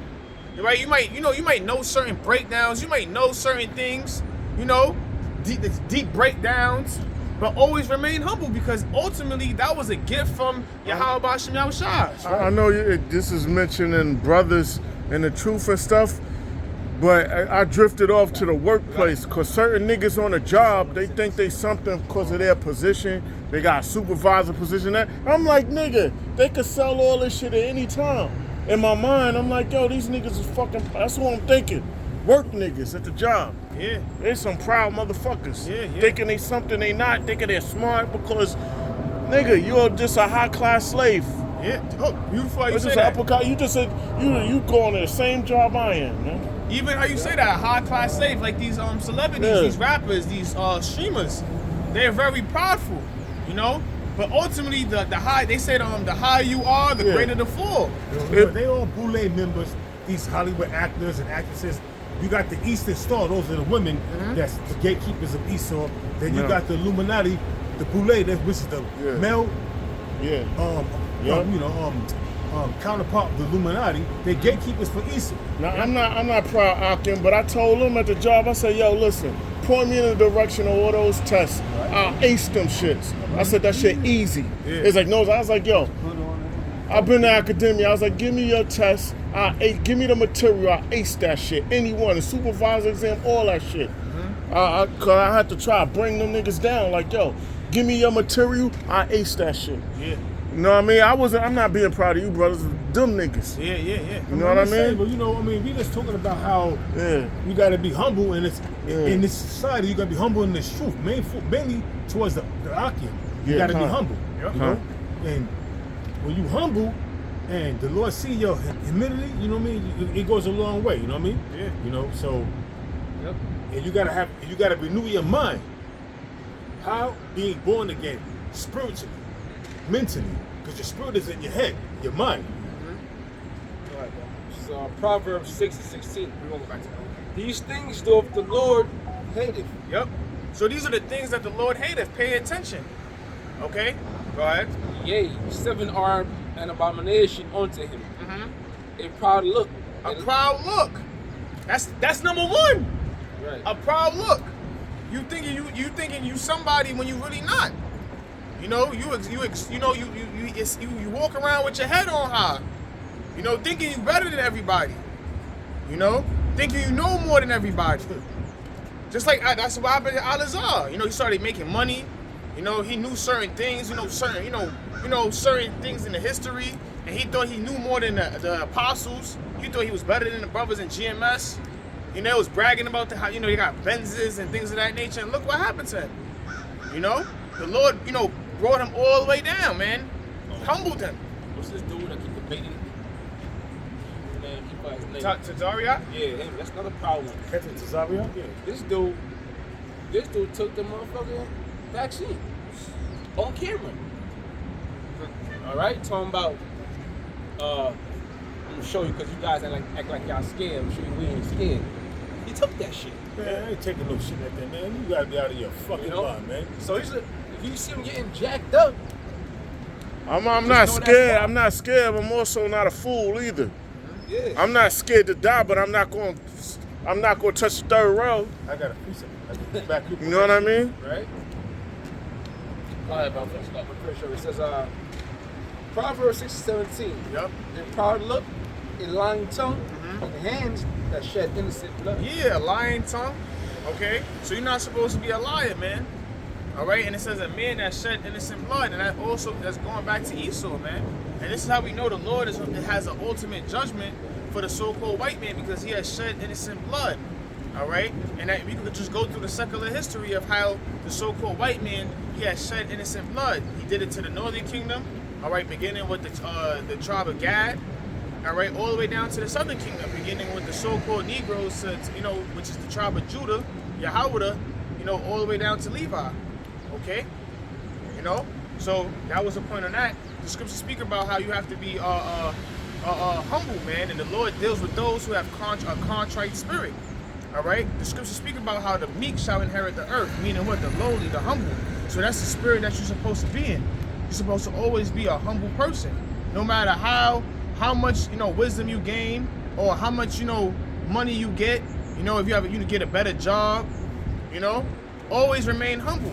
Always keep that balance. I got a precept. This is the book of Sirach, chapter 22, verse 12. 7 days do men mourn for the dead. It's not going to read it again. The book of Sirach, chapter 22, verse 12. 7 days do men mourn for him that is dead, but for a fool and an ungodly man all the days of his life. For you to make a statement, or for you to go on camera and take the witch's brew, you a fucking fool, man. And all you people coming up against the so-called, and all you people coming up against trying to protect the so-called white man on TikTok, all you niggas, you're ungodly men. You're all gonna perish, man. You're part of the 2/3 club. Zechariah 13:8. You got it back, bro. Yep, go back to Romans 12, Sean. This is back in Romans chapter 12, verse 3. Yep. For I say, though the grace given unto me to every man that is among you, not to think himself more highly than he ought to think, but to think soberly according as Yahweh have dealt by every man the measure of faith. Yeah, so the Lord have given every man a different portion of faith. Okay? So that's why you always have to remain humble. You know, and the scriptures speak about going into the humbleness. I want to bring this out. When you read James, the 2nd chapter, it speaks about not being a respect of persons. You're supposed to treat every brother accordingly, man. Because in those times, you had people who were, you know, had high social ranking. They was treating those people that was particularly in those high positions better than the poor. Okay? So you're supposed to you have to treat everyone, you know, equally, man. And not being a respect of persons. And the scripture, read it again, Brother Bashar. It says, back in Romans chapter 3, 4 verse 3. Yep. It says, for I say, though the grace given unto me, to every man that is among you, not to think himself more highly than he ought to think, but to think soberly, according as Yahweh have dealt with to every man the measure of faith. Yeah, the Lord gave every man a different measure of faith. Okay? So you're not supposed to think highly of yourself. If the Lord gave you the spirit, you know, to have more faith than another man, hey, that the Lord gave you that. That was a gift from Yahweh Hashem Yahushua. And you're always supposed to remain humble, because when you start thinking, you know, listen, man, listen, I know the Lord dealing with me, man. Take it from the Lord can just strip that from you. Now you departed from the faith. Now you're a reprobate. Now you're a reprobate. Now you saying. Now you are in a regular nigga. Yo, look, now you say, just like it happened in a brother in GMS, man. A brother who spoke beautifully, you know, and he fell out. Now he's saying that the Gentiles could be saved, the other nations could be saved. You know, just like that, the Lord can send you that strong delusion and have you believe a lie. So you're always supposed to be humble and acknowledge the brother from Boston. Yeah, the other nations could be saved. What's the purpose of us coming out there? Yeah. If everybody else could be saved, what's the purpose? Yeah. So the point. Yep. So the point is, you're always supposed to remain humble, because the Lord gave you that portion. The Lord, that was a gift from Yahweh Hashem Yahushua. Oh, the scriptures speak about, and somebody get that real quick. It's in Sirach. The greater you are, the more humble. Yep. I think that's in Sirach. Yo, so the Rothschilds could apologize and be saved. Nah, get the fuck out. No, I mean, no, I'm just saying that's how these niggas thinking. You bring your piece about. It's 1 Corinthians 3. And let's go with 3 and 3 and 4. For while one saith, I am of Paul, and another, I am of Apollos, are you not carnal? Oh, read it again, Baba Kushak? Right. 1 Corinthians 3 and 4. Yep. For while one saith, I am of Paul, and another, I am of Apollos. Yeah, because now in the time of Corinth, you know, you had people that was disciples of Paul, and you had people that was disciples of Apollos. You know, and there was a lot of disputes, you know what I'm saying, a lot of division going on, because you had people that was following Paul, and you had people that were just following Apollos. Go ahead. All right. It says, are you not carnal? It says, who then is Paul and who is Apollos? Yeah, who is Paul and who is Apollos? Now they're saying this, don't worship me, worship Yahweh Shah, because through Yahweh Hashem Yahushua, you know, we're the reason, do the Lord is the reason why we out here teaching, not of ourselves. So don't worship me. Don't cause divisions and worship me, saying you follow Apollos and Paul. You're supposed to be, you know, following Yahweh Shah, man. Showing you that Paul was a humble man, you know, because he understood that it wasn't of himself. It was through the grace of the Lord. Going back to Romans, it was the grace. That grace was given. Go ahead. It says, but ministers by whom he believed. Yep. Even as the Lord gave to every man. Yeah, because the Lord is the one who gave every man that different measure of faith. It's through the Lord, you know, that you have faith. The scriptures speak about in Ephesians that the gift, faith is a gift from Yahweh Hashem Yahushua. Okay? So it wasn't of themselves who came out there and started teaching the word. It was through Yahweh Hashem Yahushua. And that's Paul showing humility. That's why he was writing those epistles out to the Israelites in Corinth. You know, to give them that reminder. You know? Not to worship them, but to worship Yahweh Hashem Yahushua, who is the one that's basically giving out the gift of faith. You know? That was the point? No. Go ahead. It says, I have planted, Apollos watereth. Yeah, it says, I have planted, and Apollos watereth. Go ahead. But the Most High gave the increase. But the Most High gave the increase. So he set up men to what? To plant and to water. So through us coming out here on the highways and byways, we're planting and we're watering, you know. But it's all through the spirit of Yahweh Shem Yahushua, and it's through the Lord. He's gonna give you that increase. The scriptures speak about if you knock at the door, Yahweh's door, he's gonna sup with you. Well, he's saying, you said it backwards. If Yahweh knock on the door's gonna sup with you. Yeah. You know, but he knock up and you answer, which means receiving this knowledge, and he's gonna sup with you by giving you the truth. You know what I'm saying? Yeah. He's gonna give you that increase. Yeah. You know, it speaks about the windows and doors of your mind and spirit. Yeah. That's right. Yep. Going inside, you know, the mustard seed, that your faithful mustard seed, and it sprouts out to be that big ultimate tree, you know? So that's the Lord that gives us the increase. You know? Yeah, that's right. That was the point. That was the point, yep. So I got Ecclesiastes chapter 3, verse 18. Yep. And it reads, it says, the greater thou art, the more humble thyself. Yeah, the greater thou art, the more humble you're supposed to be. It says, and thou shalt find favor before the Lord. And thou shalt find favor from the Lord. Let me read it again so it can sink in. Yep. The greater thou art, the more humble thyself. Read it again. The greater thou art, the more humble thyself. Yeah, so the greater thou art, the more humble you should be. So, you know, if you increase in wisdom, you know, if you increase in you know, even a position in the camp. You know, you might join the camp and, you know, you might start, you know, coming up in the ranks, you know. You might gain more wisdom, might go into the history, might go into, you know, the deeper breakdowns. Or even, like I said, even in the world, you know, you working out, you know, anything. You know, you might get a better position at your job. You're supposed to be more humble. And you're going to find favor from Yahweh Shem Yahushua. A nigga in the world ain't going to do that shit. It's talking about the man in the truth. Yeah. I'm talking about men that has faith in the Lord. A nigga in the world, he working out, he going to be all proud and shit. He ain't no 2-3 nigga going to find, you know, going to find favor from the Lord because he ain't going to humble himself. So it says, and thou shalt find favor before the Lord. Yep. That's talking about a man in his truth, man, man in his faith, man. Yep. Because a nigga in the world, forget about it, man. He ain't going to humble himself. If he's like you said, jacked and he making money, he's going to be proud as hell, man. He ain't going to, you know what I'm saying? He ain't going to, you know, be going to humble himself and make himself equal to another nigga that's working a 9-to-5 job, making $6, $10, or $20, or $15 an hour. He's making $50 or $70 an hour. He ain't going to. Man, I'm better than you, man. Yeah. He ain't going to humble himself, man. That's a nigga in the world for you, man. Yeah. But a man in his truth, you know, we all equal.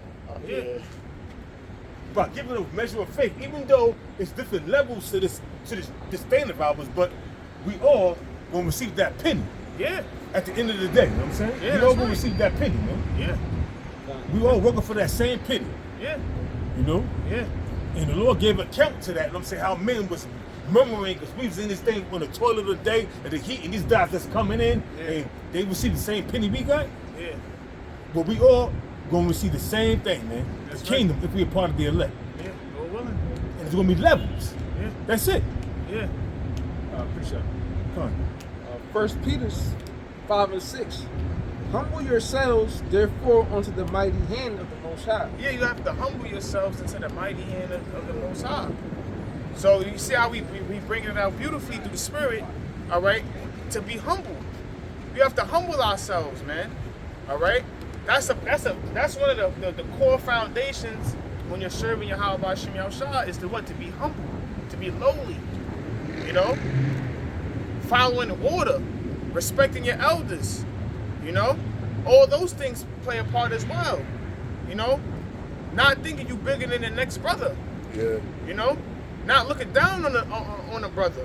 What did Zariak say? I actually PK over everything. That is crazy, man. I mean, I ain't gonna call him a nigga, but you know, I mean, he be going off a lot. Yeah. You know. So, hey, one more scripture we're gonna bring up because you know we got 3 minutes. You know what I mean? All right, cut. It says, humble yourselves, therefore, under the mighty hand of the Most High, that he may exalt you in due time. Yeah, that he may exalt you in due time, and ultimately, he's gonna bring. When you go into the word exalt, it means to bring up. Going to the scriptures, how the meek shall inherit the earth, the last shall come first. All right, and in due time, he's going to exalt, you know, the prophets, the believers. All right, in the time, especially in the times of tribulation, he's going to, and ultimately, when Esau's rulership be brought down, you know, he's going to exalt, you know, the 144,000. All right, along with the 1/3, because the 144,000 is a part of that 1/3. But he's going to exalt us. He's going to build us up. You know, those who remained humble, those who kept the faith. You know, those who held fast into their crown. You know, Right, stayed, kept the course. yeah, You know, didn't sidetrack. yep, You know, didn't try to sell merch, yep. rap battles, T-shirts, T-shirts, wrestling events, selling verses. You know what I'm saying? selling the Israelite Bible that they done conjured up by themselves. You remember that, right? Yeah. They had the Israelite Bible with the board game. Come on, They man. ain't doing debates. Okay. Being master debaters. Yeah, master debaters been doing that. Man. That's right. You got one job. Teach the word. Feed the flock. Teach the word. That's right. That's the main thing. What are you teaching people about the end of the world? How you preparing Jake for the end of the world? Didn't they all do a all around got together with the conscious niggas having cookouts and shit? I don't know, man. Dinner. That shit was crazy. Asher was there. I used to be at a camp. Yeah. The award? The award. Oh, that was awards. Award and shit. Well, that dude bugged out of his mind. We call him the shit demon. Oh. He was the shit demon. You know why we call him the shit demon? Because he went to the brother Shaman crib and he used the bathroom. Yeah, that's what he used the bathroom and instead of him, see, there's different cultures. So I'm not gonna say, you know what? I'm gonna say it. He shit it in the bathroom, right? Instead of when he wiped his ass, instead of him taking the tissue and throwing it in the toilet, he threw it in the trash bin. Come on, bro. Had the whole bathroom smelling like shit and ass, you know what I'm saying? Instead of just taking it and flushing it in the toilet, you know what I mean? So that's why we call him the shit demon. You know what I mean? That's just crazy, man. But there's different cultures out there like that, you know, that I see that shit on my job. The toilet's right there. But instead of them, that was it right there. So, you know. Hey, Lord willing, this was edifying. You know, the main point, you know, through the spirit is to be humble.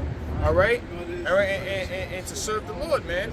All right, and with that, we're going to say shalom and give all praises to Yahweh, Ba'ashem, Yahweh Shah, Ba'ashem, Echad B'dash. And with that, shalom. Shalom.